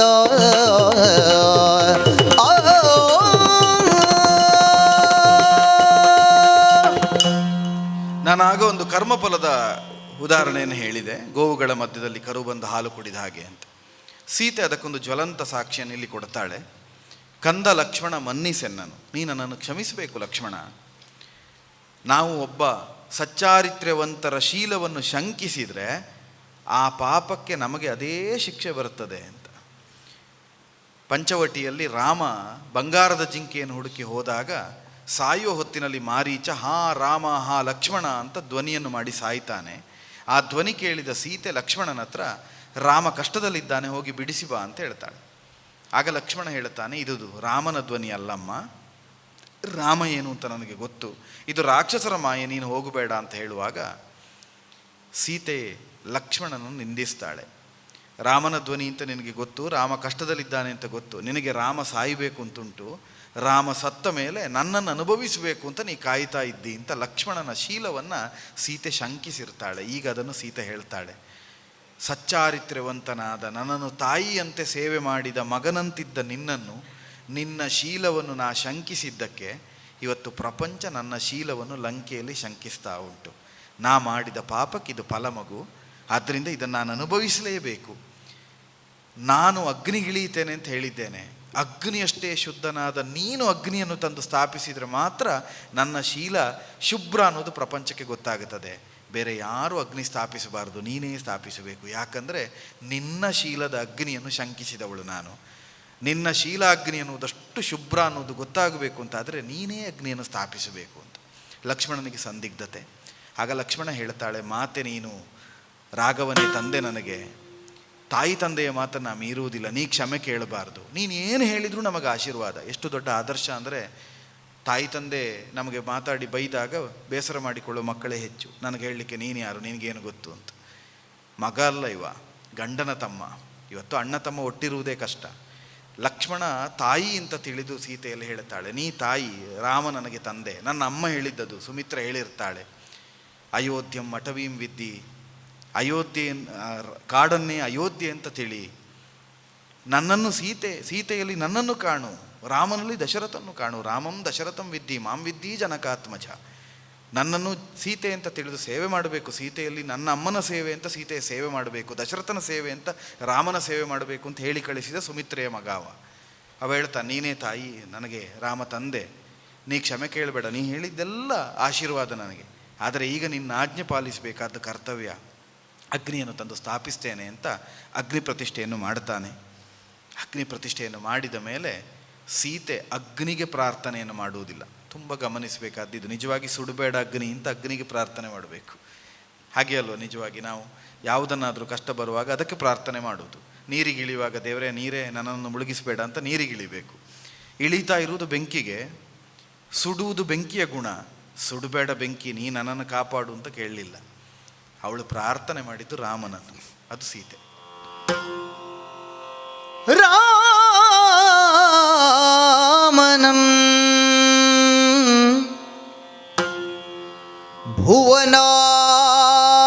ಭುವನಾಭಿರಾಮನಂ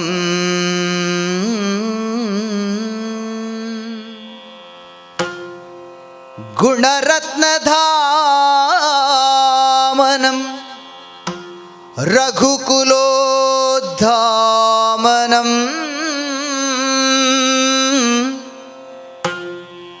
ರೂಪಜಿತಕಾಮನಂ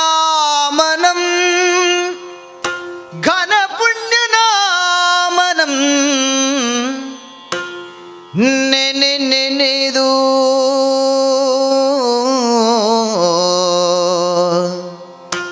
ರಾಮನಂ ಭುವನಾಭಿರಾಮನಂ ಗುಣರತ್ನಧಾಮನಂ ರಘುಕುಲೋದ್ಧಾಮನಂ ರೂಪಜಿತಕಾಮನಂ ಘನಪುಣ್ಯನಾಮನಂ ನೆನೆದೋ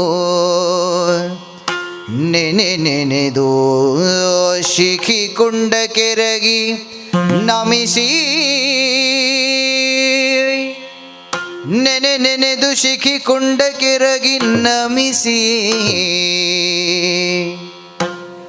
ಎನ್ನ ಪಾತಿವ್ರತಕ್ಕೆ ಸಾಕ್ಷಿ ಯತ್ರಿ ಜಾತೆಯು ಎನ್ನ ಪಾತಿವ್ರತಕ್ಕೆ ಸಾಕ್ಷಿ ಯತ್ರಿ ಜಾಯೆಯು ಕೇಳುವುದೆನ್ನ ಪಾತಿವ್ರತಕ್ಕೆ ಪಂಚವಟಿಯೇ ಸಾಕ್ಷಿಯು ಕೇಳುವುದೆನ್ನ ಪಾತಿವ್ರತಕ್ಕೆ ಪಂಚವಟಿಯೇ ಸಾಕ್ಷಿಯು ಎನ್ನ ಪಾತಿವ್ರತಕ್ಕೆ ಸರಮೆ ಹನುಮ ಸಾಕ್ಷಿಯು ಎನ್ನ ಪಾತಿವ್ರತಕ್ಕೆ ಸರಮೆ ಹನುಮ ಸಾಕ್ಷಿಯು ನೋಡಲೆನ್ನ ಪಾತಿವ್ರತಕ್ಕೆ ಸಾಕ್ಷಿ ವನವಶೋಕವು ಎನ್ನ ಪಾತಿವ್ರತಕ್ಕೆ ಸಾಕ್ಷಿ ಯತ್ರಿಜಾಯಿ ಕೇಳುವುದೆನ್ನ ಪಾತಿವ್ರತಕ್ಕೆ ಪಂಚವಟಿಯೇ ಸಾಕ್ಷಿಯು ಆ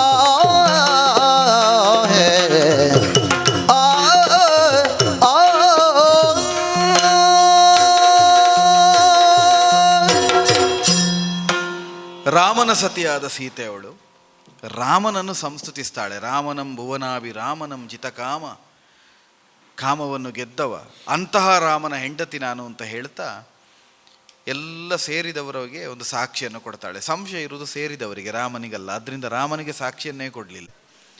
ನೀನು ದೊಡ್ಡ ಋಷಿಪತ್ನಿ ಅಲ್ವಾ ಅನಸೂಯ, ನಾವು 3 ಮೂರ್ತಿಗಳು ನಿನ್ನ ನಗ್ನ ಶರೀರವನ್ನು ನೋಡಬೇಕು ಅಂತ, ಬೆತ್ತಲೆ ಮೈಯನ್ನು ನೋಡಬೇಕು ಅಂತ 3 ಮೂರ್ತಿಗಳು ಆಸೆ ಪಡುವುದು. ನೋಡುವಾಗ ಎಷ್ಟು ವಿಲಕ್ಷಣ ಅಂತ ಅನ್ನಿಸ್ತದೆ. ಅವಳ ಪಾತಿವ್ರತ್ಯವನ್ನು ಪರೀಕ್ಷಿಸುವುದಕ್ಕೆ. ಪತಿವ್ರತೆಯಾದವಳು ಅನ್ಯ ಪುರುಷನಿಗೆ ಯಾವ ಕಾರಣಕ್ಕೂ ಬೆತ್ತಲೆ ದೇಹವನ್ನು ತೋರಿಸುವುದಿಲ್ಲ. ಇವಳು ತೋರಿಸ್ತಾಳ ಅಂತ. ಹಾಗಂತ ನಾನು ಕೇಳಿದ್ದನ್ನು ಅಪೇಕ್ಷೆಯನ್ನು ಈಡೇರಿಸ್ತೇನೆ ಅಂತ ಮೊದಲೇ ಹೇಳಿರ್ತಾಳೆ ಅನಸೂಯೆಯ ಪಾತಿವ್ರತೆ ಎಷ್ಟು ದೊಡ್ಡದು ಅಂತ ಕೇಳಿದರೆ, ಆ 3 ಮೂರ್ತಿಗಳನ್ನು ತನ್ನ ಪಾತಿವ್ರತ್ಯದ ಶಕ್ತಿಯಿಂದ ಸಣ್ಣ ಶಿಶುಗಳನ್ನಾಗಿಸಿ ಹಾಲು ಕುಡಿಸ್ತಾಳೆ ಬೆತ್ತಲೆ ಮೈಯಲ್ಲಿ. ಅವುಗಳಿಗೆ ಬೆತ್ತಲೆ ಅಂದರೆ ಏನು ಅಂತ ಗೊತ್ತಿಲ್ಲ, ಬಟ್ಟೆ ಅಂದರೆ ಏನು ಗೊತ್ತಿಲ್ಲದೆ ಇರುವ ಮಾಂಸದ ಮುದ್ದೆಗಳನ್ನಾಗಿಸಿ 3 ಮೂರ್ತಿಗಳನ್ನು, ಬ್ರಹ್ಮ ವಿಷ್ಣು ಮಹೇಶ್ವರನ. ಆದ್ದರಿಂದ ಸೃಷ್ಟಿಸುವ ಬ್ರಹ್ಮನೋ, ಪಾಲಿಸುವ ವಿಷ್ಣುವೋ, ಲಯಗೊಳಿಸುವ ಶಂಕರನಿಗಿಂತ ಅಮ್ಮ ದೊಡ್ಡದು ಅಂತ ಪ್ರಪಂಚದಲ್ಲಿ ಶಾಸ್ತ್ರಗಳು ಹೇಳುವುದು. ಈ 3 ಮೂರ್ತಿಗಳನ್ನೂ ಮಕ್ಕಳಾಗಿಸಬಹುದಾದವಳು ಅಮ್ಮ ಅಂತ.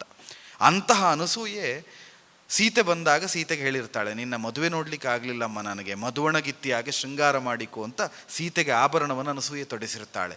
ಪತಿವ್ರತೆಯೇ ಮೆಚ್ಚಿದ ಪತಿವ್ರತೆ ಸೀತೆ. ಆದ್ದರಿಂದ ಸೀತೆ ಹೇಳ್ತಾಳೆ, ನನ್ನ ಪಾತಿವ್ರತ್ಯಕ್ಕೆ ಅನಸೂಯೆ ಸಾಕ್ಷಿ, ನನ್ನ ಪಾತಿವ್ರತ್ಯಕ್ಕೆ ನಾನು ನೀನು ಜೊತೆಯಾಗಿದ್ದ ಪಂಚವಟಿ ಸಾಕ್ಷಿ. ಆ ಪಂಚವಟಿಯಲ್ಲಿ 13 ವರ್ಷ ಇದ್ದೆವು ನಾವು, 12 ವರ್ಷ, ಅದು ಸಾಕ್ಷಿ.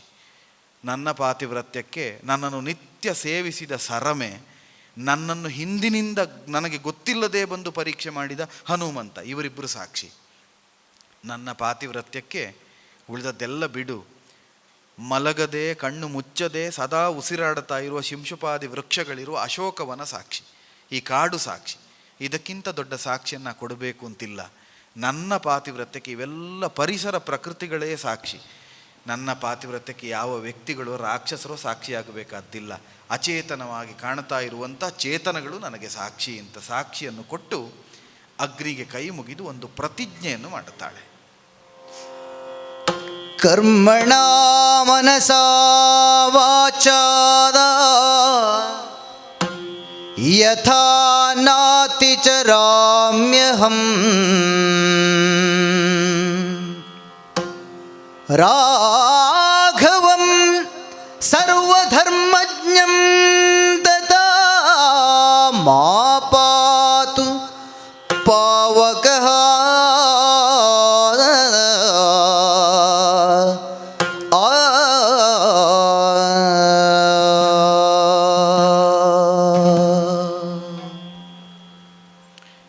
ಘನಘೋರವಾದ ಒಂದು ಪ್ರತಿಜ್ಞೆ. ತಥಾ ಮಾಂ ಪಾತು ಪಾವಕ, ಇದು ಸತ್ಯವಾದರೆ ಅಗ್ನಿ ನನ್ನನ್ನು ರಕ್ಷಿಸಬೇಕು ಅಂತ. ಕರ್ಮಣ ಮನಸ ವಾಚ ತ್ರಿಕರಣಗಳು ನಮಗಿರುವುದು. ಕಾಯೇನ ವಾಚ ಮನಸ. ಮನಸ್ಸಿನಲ್ಲಿ ಹುಟ್ಟುತ್ತದೆ, ಮಾತಿನಲ್ಲಿ ಕಾಣಿಸಿಕೊಳ್ಳುತ್ತದೆ, ಅದು ನಡೆಯಲ್ಲಿ ತೋರಿಸ್ತದೆ. ಆದ್ದರಿಂದಲೇ ದುರಾತ್ಮರು ಮಹಾತ್ಮರಿಗೆ ಲಕ್ಷಣಗಳು ಶಾಸ್ತ್ರ ಹಾಗೆ ಹೇಳುತ್ತದೆ. ಮನಸ್ಸೇಕಂ ವಚಸ್ಸೇಕಂ ಕರ್ಮಣ್ಯೇಕಂ ಮಹಾತ್ಮನ. ಮನಸ್ಸು, ಮಾತು ಮತ್ತು ಕೃತಿ ಇದು ಒಂದಾಗಿರುವವನು ಮಹಾತ್ಮ. ಮನಸ್ಸೇಕಂ ವಚಸ್ಸೇಕಂ ಕರ್ಮಣ್ಯೇಕಂ ದುರಾತ್ಮನ. ಮನಸ್ಸೊಂದು, ಮಾತೊಂದು, ಕೃತಿಯೊಂದು ಆದವನು ದುರಾತ್ಮ ಅಂತ. ಎರಡು ಒಂದೇ ವಾಕ್ಯದಲ್ಲಿ ಎರಡು ಉತ್ತರವನ್ನು ಕೊಡುತ್ತದೆ. ಮೂರು ಒಂದಾಗಿ ಏಕವಾಗಿದ್ದವನು ಮಹಾತ್ಮ, ಮೂರಾಗಿದ್ದವನು ದುರಾತ್ಮ ಅಂತ. ನನ್ನ ಮನಸ್ಸು, ನನ್ನ ಮಾತು, ನನ್ನ ಕೃತಿ ಈ ಮೂರೂ ಕೂಡ ಸರ್ವಧರ್ಮಜ್ಞನಾದ ರಾಮನನ್ನಲ್ಲದೆ ಮತ್ತೊಬ್ಬರನ್ನು ನಾನು ಆಶ್ರಯಿಸಲಿಲ್ಲ ಅನ್ನುವುದು ಸತ್ಯವಾದರೆ ಈ ಬೆಂಕಿ ನನ್ನನ್ನು ಸುಡದೆ ರಕ್ಷಿಸಬೇಕು ಅಂತ. ಯೋಚನೆ ಮಾಡಿ, ಒಂದು ಕ್ಷಣವಾದರೂ ನಾನು ಪತಿವ್ರತೆ ಆದರೆ ನನ್ನನ್ನು ಕಾಪಾಡಲಿ ಅಂತ ಸೀತೆ ಹೇಳಲಿಲ್ಲ. ನಾವೆಲ್ಲ ಅಹಂಕಾರದಲ್ಲೇ ಮಾತಾಡೋದು, ನಾನು ದೊಡ್ಡ ಸಂಗತಿ ಅಂತ. ಸೀತೆ ಹೇಳಲೇ ಇಲ್ಲ. ನಾನು ಪತಿವ್ರತೆ ಆದರೆ ನನ್ನನ್ನು ಕಾಪಾಡಬೇಕು, ನಾನು ಸದಾಕಾಲ ರಾಮನ ಧ್ಯಾನ ಮಾಡಿದ್ದಾದರೆ ಹೇಳಲಿಲ್ಲ. ಸರ್ವಧರ್ಮಜ್ಞನಾದ ರಾಮನಿಗೆ ನಾನು ಸರಿಯಾದ ಹೆಂಡತಿ ಹೌದಾದರೆ, ಸರ್ವಧರ್ಮಜ್ಞನಾದ ರಾಮನ ಅನಪಾಯಿನಿ ಅವನ ನಡೆದಲ್ಲಿ ನಡೆಯುವವಳು ಹೌದಾದರೆ, ಕಾಯೇನ ವಾಚಾ ಮನಸ ರಾಮನನ್ನು ನಾನು ಸ್ವೀಕರಿಸಿ ತಪಸ್ವಿನಿಯಂತೆ ಬದುಕಿದ್ದ ಹೌದಾದರೆ ಅಗ್ನಿನನ್ನು ರಕ್ಷಿಸಬೇಕು ಅಂತ ಹೇಳಿ ಅಗ್ನಿಗೆ 3 ಪ್ರದಕ್ಷಿಣೆಯನ್ನು ಬಂದು ಅಗ್ನಿಗೆ ಇಳಿತಾಳೆ. ಜಾತವೇದನ ಮಡಿಲ ನೇರಿದಳು,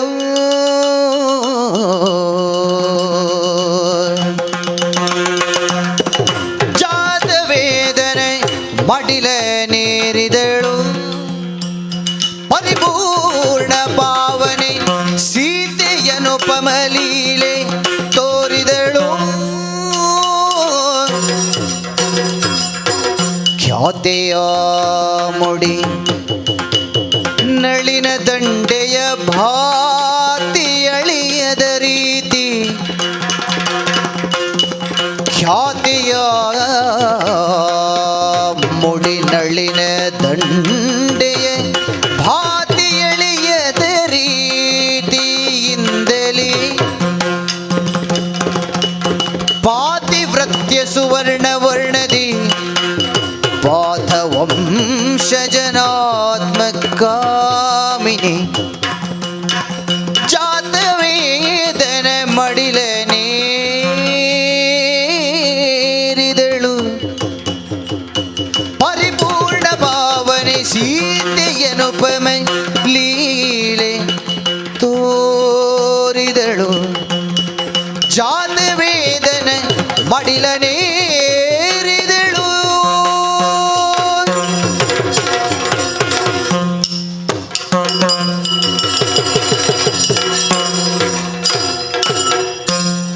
ಇದು ಸಂಗೀತದ ಶಕ್ತಿ, ಇದು ಯಕ್ಷಗಾನದ ಶಕ್ತಿ. ನಿಮಗೆ ನಾನು ಈ ದೃಶ್ಯವನ್ನು ಹೇಳಬೇಕು ಅಂತಿಲ್ಲ. ಸೀತೆ ಬೆಂಕಿಗೆ ಇಳಿದವಳು ಮೇಲೆದ್ದಳು ಬಂದಳು ಅಂತ ನಿಮಗೂ ಗೊತ್ತಾಯಿತು, ನಮಗೂ ಗೊತ್ತಾಯಿತು, ಎಲ್ಲರಿಗೂ ಗೊತ್ತಾಯಿತು. ಇದಕ್ಕೆ ಯಾವ ವ್ಯಾಖ್ಯಾನವೇ ಬೇಕಾಗಲಿಲ್ಲ. ಅದು ಯಕ್ಷಗಾನದ ಶಕ್ತಿ, ಸಂಗೀತದ ಶಕ್ತಿ. ಜಾತವೇದನ ಮಡಿಲೇರಿದ ಸೀತೆಯ ಮುಡಿಯ ನಳಿನ ದಂಡೆಯ ಬಾತಿ ಅಳಿಯದ ರೀತಿಯಿಂದಲೇ ಅದರ ಪ್ರಭೆ ಕೂಡ, ಹೂವು ಬಾಡುವುದು ಬಿಡಿ, ಹೂವು ಬಾಡದೇ ಇದ್ದರೂ ಹೂವಿನ ಕಾಂತಿ ಸ್ವಲ್ಪ ತಗ್ಗುತ್ತಾ ಹೋಗುತ್ತದೆ, ಆಮೇಲೆ ಬಾಡುವುದು. ಮೊದಲು ಹೂವು ಸ್ವಲ್ಪ ಬಾಡಿದ ಹಾಗೆ ಕಾಣುವುದು, ಬಾಡಿದ ಹಾಗೆ ಕಾಣಿಸ್ಲೂ ಇಲ್ಲ ಅಂತ ಸೀತೆ ಮುಡಿದ ನಳಿನ ದಂಡೆಗಳು ಹಾಗೇ ಹೊಳೆಯುವ ಹಾಗೆ ಬೆಂಕಿಯಿಂದ ಮೇಲೆದ್ದು ಬಂದಳು ಅಂತ. ಎಷ್ಟು ಅನುಪಮವಾದ್ದು ಅಂದರೆ ಸೀತೆಯ ಅನುಪಮ ಲೀಲೆ ತೋರಿದಳು. ಇದಕ್ಕೆ ಉಪಮಾನವಾದ ಇನ್ನೊಂದು ಪ್ರಕರಣವೇ ಇಲ್ಲ.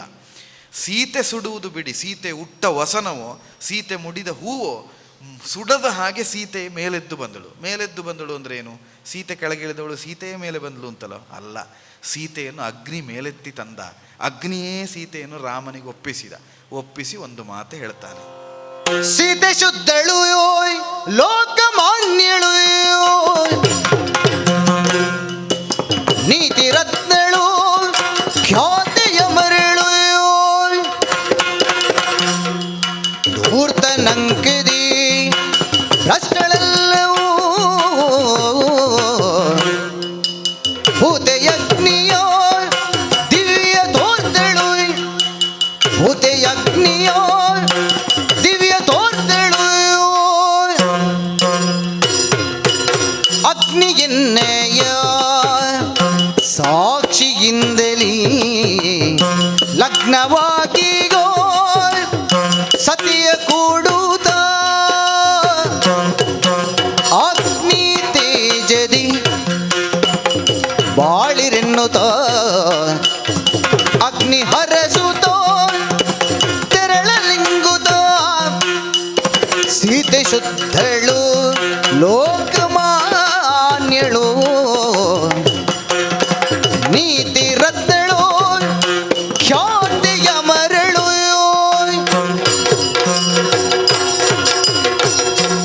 ಬಹಳ ಸೊಗಸಾದ ಪ್ರಸ್ತುತಿ. ಸೀತೆ ಶುದ್ಧಳು ಲೋಕಮಾನ್ಯಳು ಅಂತ ಅಗ್ನಿ ಒಪ್ಪಿಸ್ತಾನೆ. ಒಪ್ಪಿಸುವಾಗ ಹೇಳ್ತಾನೆ, ನನ್ನನ್ನು ಸಾಕ್ಷಿಯಾಗಿಟ್ಟುಕೊಂಡು ಮದುವೆ ಆದವರು ನೀವು, ನಾನೇ ಸಾಕ್ಷಿ ನುಡಿಯುತ್ತಾ ಇದ್ದೇನೆ, ಸೀತೆ ಶುದ್ಧಳು. ಸೀತೆ ಅಗ್ನಿ ದಿವ್ಯವನ್ನು ತೋರಿಸಿತು. ಅಗ್ನಿಗೆ ಯಾವುದನ್ನು ಹಾಕಿದರೂ ಸುಡುವ, ಯಾವುದನ್ನು ಹಾಕಿದರೂ ತಿನ್ನುವುದು ಅಗ್ನಿಗೆ ಸ್ವಭಾವ. ಅದು ಶಾಪವೂ ಹೌದು. ಸರ್ವಭಕ್ಷಕನಾಗುವಂಥ ಅಗ್ನಿಗೊಂದು ಶಾಪ.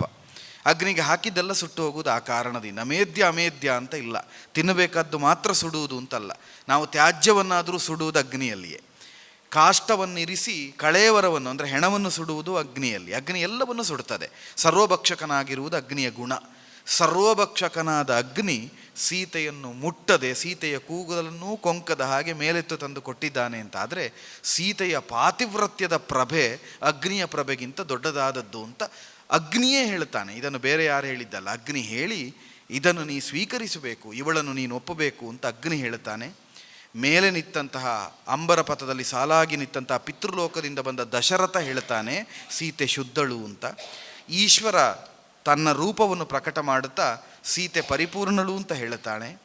ಋಷಿಮುನಿಗಳು ಕಾಣಿಸಿಕೊಂಡು, ನಾರದಾದಿಗಳು ಕಾಣಿಸಿಕೊಂಡು ಸೀತೆ ಶುದ್ಧಳು ಅಂತ ಹೇಳ್ತಾ, ನೀನು ವಿಷ್ಣು, ಸೀತೆ ಲಕ್ಷ್ಮಿ ಅಂತ ಹೇಳ್ತಾಳೆ. ಭವಾನ್ ವಿಷ್ಣು ಸೀತಾರ್ ಲಕ್ಷ್ಮಿ ದೇವಕೃಷ್ಣ ಸನಾತನ ಅಂತ ಹೊಗಳುತ್ತಾ, ನೀವಿಬ್ಬರು ಆದರ್ಶ ದಂಪತಿಗಳು, ನೀವು ಒಂದಾಗಬೇಕು ಅಂತ ಎಲ್ಲರೂ ಹೇಳ್ತಾರೆ. ಎಲ್ಲ ಹೇಳಿದರೂ ಕೂಡ ರಾಮ ಒಂದು ಮಾತು ಆವಾಗ ಆಡುವುದಿಲ್ಲ. ಉಳಿದವರ ಮುಖ ಎಲ್ಲ ನೋಡ್ತಾನೆ. ಅಂದರೆ ತನಗೆ ತೃಪ್ತಿ ಆಯಿತು ಅಂತಲ್ಲ, ನಿಮಗೆಲ್ಲ ತೃಪ್ತಿ ಆಯಿತಾ ಅಂತ ಉಳಿದವರಿಗೆ ನೋಡ್ತಾನೆ. ಯಾಕಂದರೆ ಶಂಕೆ ಇರುವುದು ಅವರಿಗೆ ಅಂತ. ಆಗ ಉಳಿದವರೆಲ್ಲರ ಪ್ರತಿನಿಧಿಯಾಗಿ ವಿಭೀಷಣ ಒಂದು ಮಾತು ಹೇಳ್ತಾನೆ. ನೇಮನಿಷ್ಠೆಗಳ ದೃಢ ಮನಕ್ಕೆ ಕಾವಿಳಿಸಿ ತಣ್ಣಗಾದುದು ಬೆಂಕಿ ಮತ್ತೆಗೆ. ದೇವನಿನ್ನಯ ನೇಮನಿಷ್ಠೆಗಳ ದೃಢ ಮನಕ್ಕೆ ಕಾವಿಳಿಸಿ ತಣ್ಣಗಾದುದು ಬೆಂಕಿ ಮತ್ತೆ. ನೋವಿರಲಿ ನಲಿವಿರಲಿ ಸಮಬುದ್ಧಿ ತೋರುತ್ತಲಿ, ನೋವಿರಲಿ ನಲಿವಿರಲಿ ಸಮಬುದ್ಧಿ ತೋರುತ್ತಲಿ, ಜೀವರಿಗೆ ಜೀವನವ ಬೋಧಿಸಿದೆ ಮುಂದೆ, ಜೀವರಿಗೆ ಜೀವನವ ಬೋಧಿಸಿದೆ ಮುಂದೆ ದೇವಾ.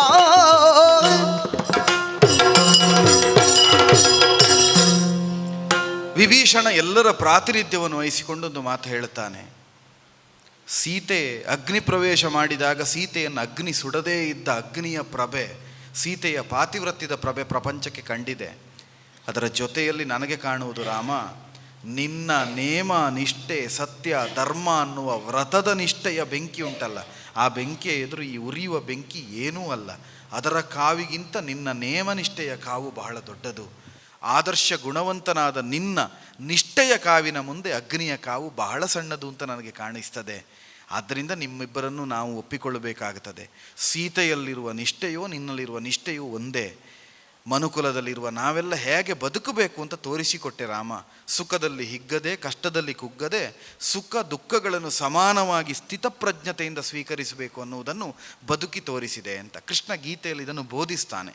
ಸುಖ ಕಷ್ಟಗಳಿಗೆ ನಾವು ಸಮಾನವಾಗಿ ಸ್ಪಂದಿಸುವ ಸ್ಥಿತಪ್ರಜ್ಞರಾಗಬೇಕು ಅಂತ ಕೃಷ್ಣ ಬೋಧಿಸಿದ್ದನ್ನು ರಾಮ ಬದುಕಿ ತೋರಿಸಿದ್ದಾನೆ. ರಾಮ ತೋರಿಸ್ತಾ ಇದ್ದಾನೆ. ಕಷ್ಟ ಬಂದರೆ ಅಳ್ಳಿಲ್ಲ, ಸುಖ ಬಂದಾಗ ಹಿಗ್ಗಲಿಲ್ಲ. ಸೀತೆ ಕಳಕೊಂಡಾಗ ಬಿಟ್ಟ ಸೀತೆ ಮತ್ತೆ ಬರುವಾಗ ಹಿಗ್ಗಿ ನಲಿದಾಡಿ ಸೀತೆಯನ್ನು ಅಪ್ಪಿಕೊಳ್ಳಿಲ್ಲ. ಸ್ಥಿತಪ್ರಜ್ಞನಾಗಿ ವ್ಯವಹರಿಸಿದ ನಿನ್ನ ಬದುಕು ನಮಗೆ ಆದರ್ಶ ಆಗ್ತದೆ ರಾಮ ಅಂತ ರಾಮನನ್ನು ಹೊಗಳುತ್ತಾರೆ.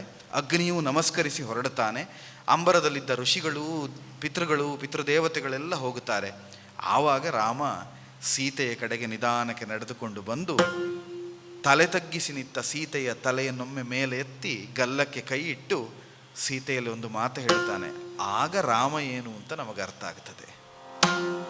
ಹದಿಬದಿಯ ಗುಣಧರ್ಮ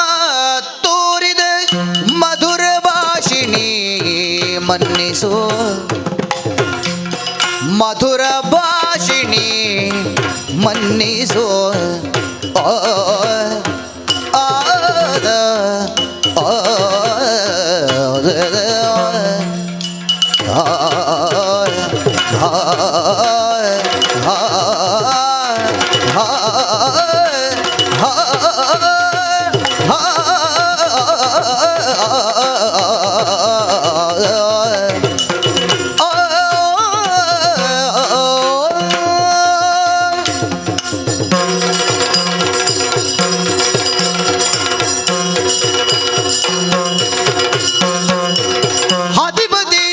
ಗುಣಧರ್ಮ ತೋರಿದೆ ಮಧುರ ಭಾಷಿಣಿ ಮನ್ನಿಸೋ ಮನ್ನಿಸೋ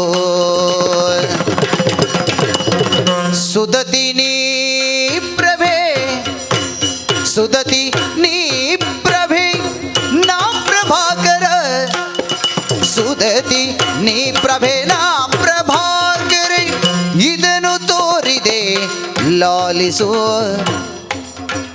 ಹದಿಬದೆಯ ಗುಣಧರ್ಮ ತೋರಿದ ಮಧುರ ಭಾಷಿಣಿ ಮನ್ನಿಸು ಸುದತಿ ನೀ ಪ್ರವೀಣ ಪ್ರಭಾಕರ ನಿಧನು ತೋರಿದೆ ಲಾಲಿಸೋ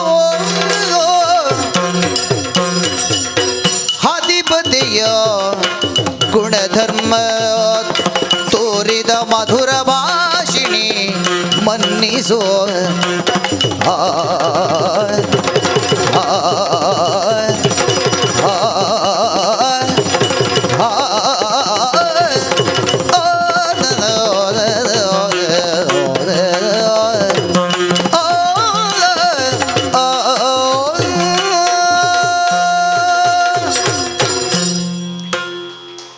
ಒಂದು ಅದ್ಭುತವಾದ ಶ್ರುತಿವಾಕ್ಯವನ್ನು ರಾಮ ಹೇಳ್ತಾನೆ. ಅಷ್ಟೇ ಅದ್ಭುತವಾಗಿ ಭಾಗವತರು ಹೇಳಿದರು. ಸುದತಿ ನೀ ಪ್ರಭೆ ನಾ ಪ್ರಭಾಕರ. ವಾಲ್ಮೀಕಿಗಳಿದನ್ನು ಅನನ್ಯಾಯಿ ಮಯಾ ಸೀತಾ ಭಾಸ್ಕರೇಣ ಯಥಾಪ್ರಭಾ ಅಂತ ಹೇಳ್ತಾರೆ. ಅನನ್ಯವಾದ ದಾಂಪತ್ಯ ನನ್ನದು ನಿನ್ನದ್ದು. ಅನನ್ಯ ಅಂದರೆ ಒಂದನ್ನು ಬಿಟ್ಟು ಒಂದಿರುವುದಕ್ಕೆ ಸಾಧ್ಯ ಇಲ್ಲ. ಸೂರ್ಯ ಅಂತ ಹೇಳಿ ಸೂರ್ಯನಿಗೆ ಬೆಳಕು ಮತ್ತು ಕಿರಣ ಇಲ್ಲದೆ ಇದ್ದರೆ ಅವನನ್ನು ಸೂರ್ಯ ಅಂತ ಹೇಳಲಿಕ್ಕಾಗ್ತದ? ಬೆಳಕು ಮತ್ತು ಕಿರಣ ಇದೆ, ಸೂರ್ಯ ಇಲ್ಲ ಅಂತ ಹೇಳಲಿಕ್ಕಾಗ್ತದ? ಸೂರ್ಯನನ್ನು ಬಿಟ್ಟು ಪ್ರಭೆ ಇಲ್ಲ, ಪ್ರಭೆಯನ್ನು ಬಿಟ್ಟು ಪ್ರಭಾಕರನಿಲ್ಲ. ಸೀತೆಯನ್ನು ಬಿಟ್ಟು ರಾಮನಿಲ್ಲ, ರಾಮನನ್ನು ಬಿಟ್ಟು ಸೀತೆ ಇಲ್ಲ. ಸೀತಾರಾಮ ಅನ್ನುವುದು ಅನನ್ಯವಾದ ಒಂದು ದಾಂಪತ್ಯ ಅಂತ ರಾಮ ಹೇಳ್ತಾನೆ. ಅನನ್ಯಾಯಿ ಮಯಾ ಸೀತಾ ಭಾಸ್ಕರೇಣ ಯಥಾಪ್ರಭಾ. ಸುದತಿ ನೀ ಪ್ರಭೆ ನಾ ಪ್ರಭಾಕರ.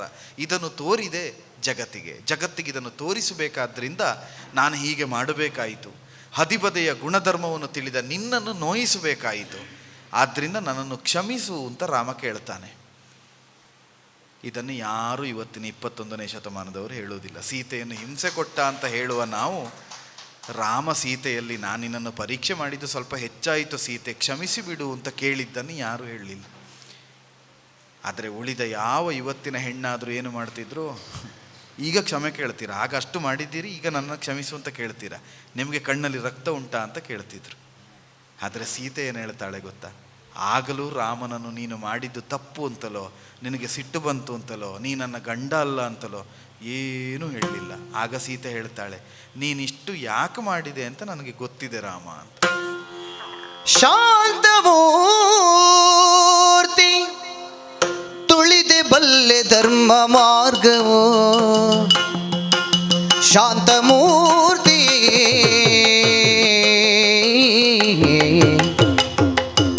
ಕಾಂತ ನಿನ್ನ ಭಾರ್ಯ ಎನಿಪುದಷ್ಟ ಭಾಗ್ಯವು, ಕಾಂತ ನಿನ್ನ ಭಾರ್ಯ ಎನಿಪುದಷ್ಟ ಭಾಗ್ಯವು.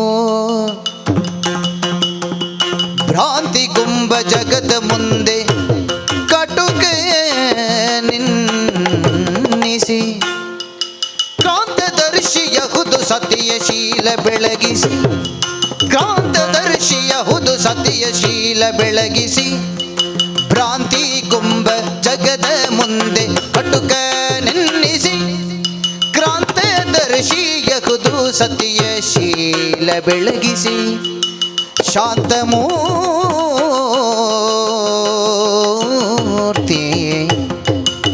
ಬಲ್ಲೆ.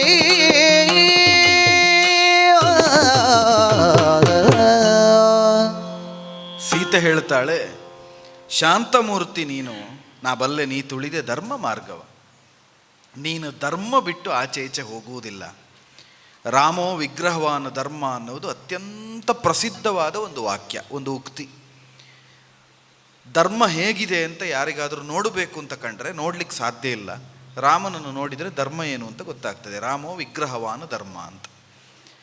ಇದನ್ನು ಹೇಳಿದರೆ ರಾಮಾಯಣವನ್ನು ಟೀಕಿಸುವವರು ಹೇಳಬಹುದು, ಅದು ಹಾಗೆ ಅಲ್ವ, ರಾಮನನ್ನು ಹೊಗಳುವವರು ರಾಮನ ಧರ್ಮಮೂರ್ತಿ ಅಂತ ಹೇಳ್ತಾರೆ ಅಂತ. ರಾಮಾಯಣದಲ್ಲಿ ಈ ಮಾತನ್ನು ಹೇಳಿದ್ದು ರಾಮ ಭಕ್ತರಲ್ಲ, ರಾಮನನ್ನು ಪೂಜಿಸುವವರಲ್ಲ, ರಾಮನನ್ನು ವಿರೋಧಿಸುವ, ರಾಮನನ್ನು ದ್ವೇಷಿಸಿದ, ರಾಮನನ್ನು ರಾಮ ಸರಿಯಿಲ್ಲ ಅಂತಲೇ ರಾಮನೊಟ್ಟಿಗೆ ಯುದ್ಧಕ್ಕೆ ಹೊರಟ, ರಾಮನೊಟ್ಟಿಗೆ ಎರಡೆರಡು ಬಾರಿ ಪರೋಕ್ಷ ಪ್ರತ್ಯಕ್ಷ ಯುದ್ಧವನ್ನು ಮಾಡಿದ ರಾಕ್ಷಸನಾದ ರಾವಣನ ಮಾವ ಮಾರೀಚ ಹೇಳಿದ ಮಾತು. ಈಗ ನಮ್ಮ ವಿರೋಧ ಪಕ್ಷದಲ್ಲಿದ್ದವರು ನಮ್ಮನ್ನು ಒಂದು ಗುಣವನ್ನು ಹೇಳಿದರೆ ಅದು ನಿಜವಾಗಿ 100ಕ್ಕೆ 100 ಸತ್ಯ ಅಂತ. ಮಾರೀಚನಂತ ಒಬ್ಬ ರಾಕ್ಷಸ ಹೇಳುವುದು ರಾಮೋ ವಿಗ್ರಹವಾನ್ ಧರ್ಮ ಅಂತ, ರಾಮನ ಭಕ್ತರಲ್ಲ. ಅಂದರೆ ವಿರೋಧಿಗಳಿಗೂ ರಾಮನಲ್ಲಿ ಅಧರ್ಮ ಕಾಣಲಿಕ್ಕೆ ಸಾಧ್ಯ ಆಗಲಿಲ್ಲ.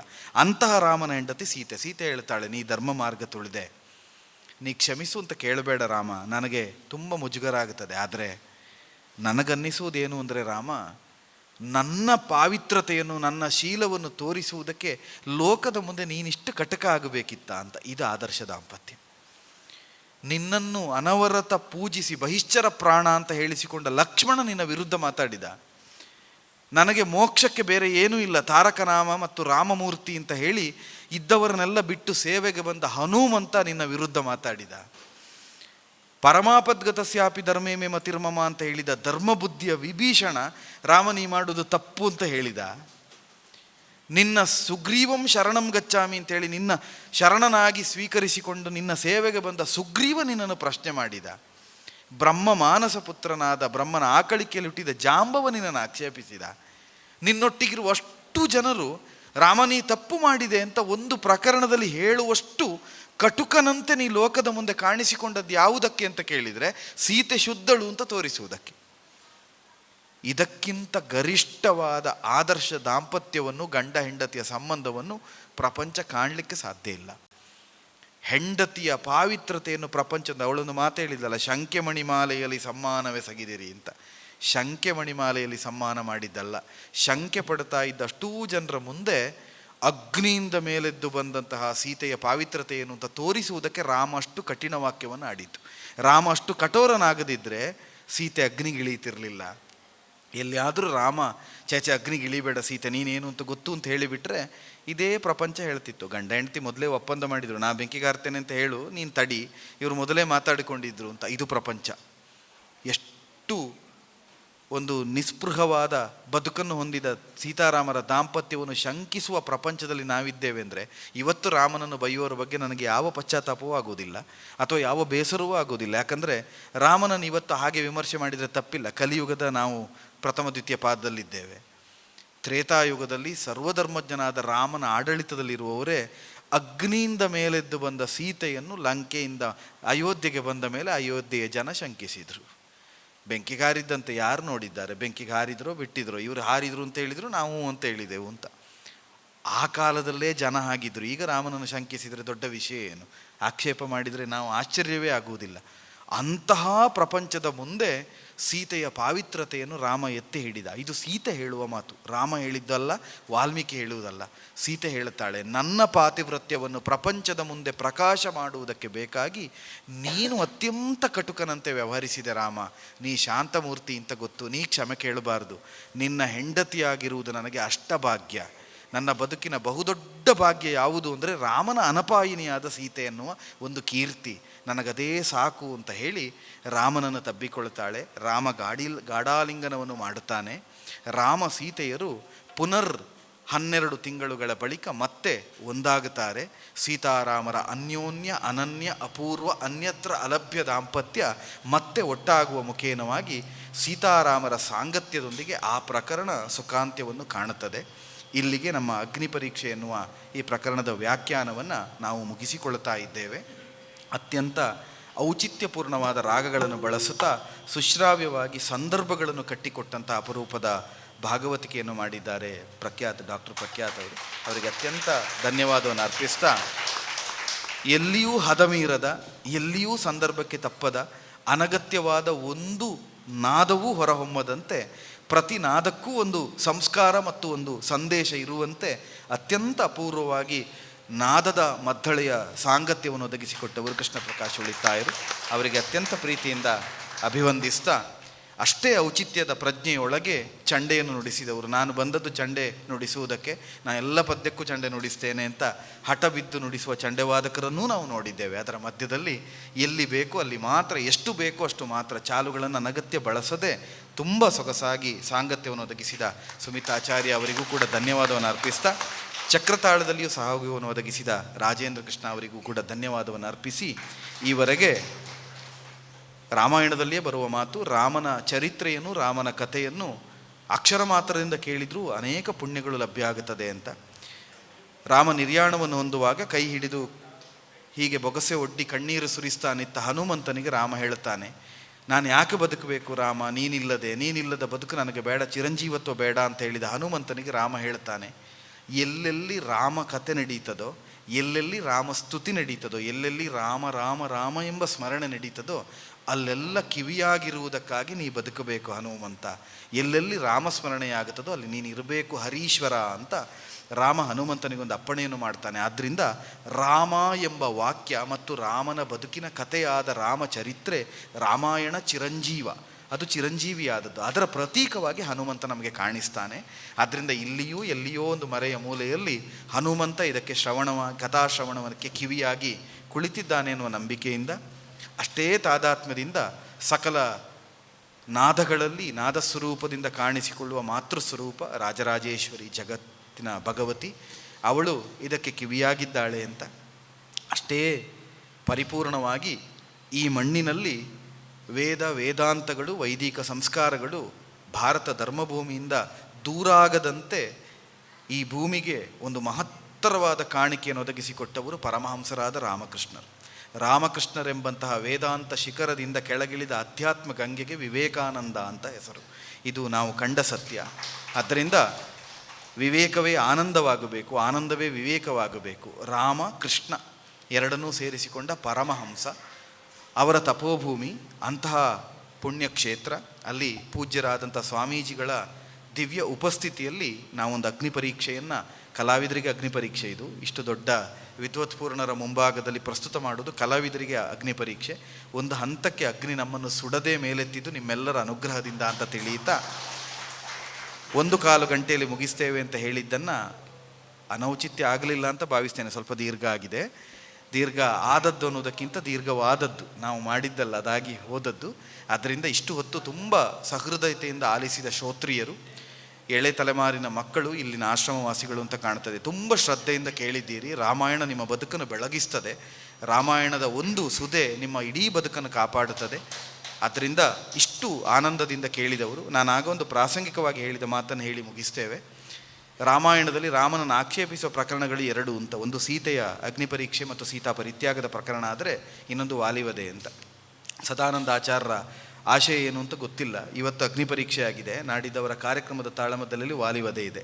ಅಂದರೆ ರಾಮನ ಬದುಕಿನ 2 ಸಂಘರ್ಷಗಳು, ಸಂಕೀರ್ಣತೆಗಳು ಅವರ ಪ್ರಸ್ತುತಿಯಲ್ಲಿ ಕಾಣುತ್ತಾ ಇದೆ.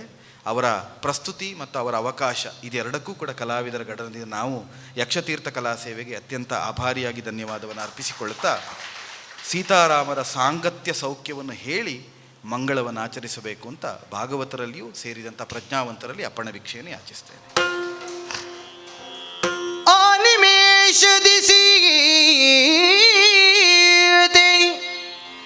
ರಾಮನ ಲೀಲೆಯಾದಳು ನದಿಯು ಸಾಗರ ಸ್ಥಾನದಳು, ತಾಲೀನವಾಗುವ ತೆರದಿ ಮನವರಸಿ. ನದಿಯು ಸಾಗರ ಸ್ಥಾನದಳು, ತಾಲೀನವಾಗುವ ತೆರದಿ ಮನವರಸಿ. ರಾಮ ಸೀತಾರಾಮ ರಾಮಾಯ ರಾಮಭದ್ರಾಯ ರಾಮಚಂದ್ರಾಯ ವೇದಸೇ ರಘುನಾಥಾಯ ನಾಥಾಯ ಸೀತಾಯ ಪತಯೇ ನಮಃ.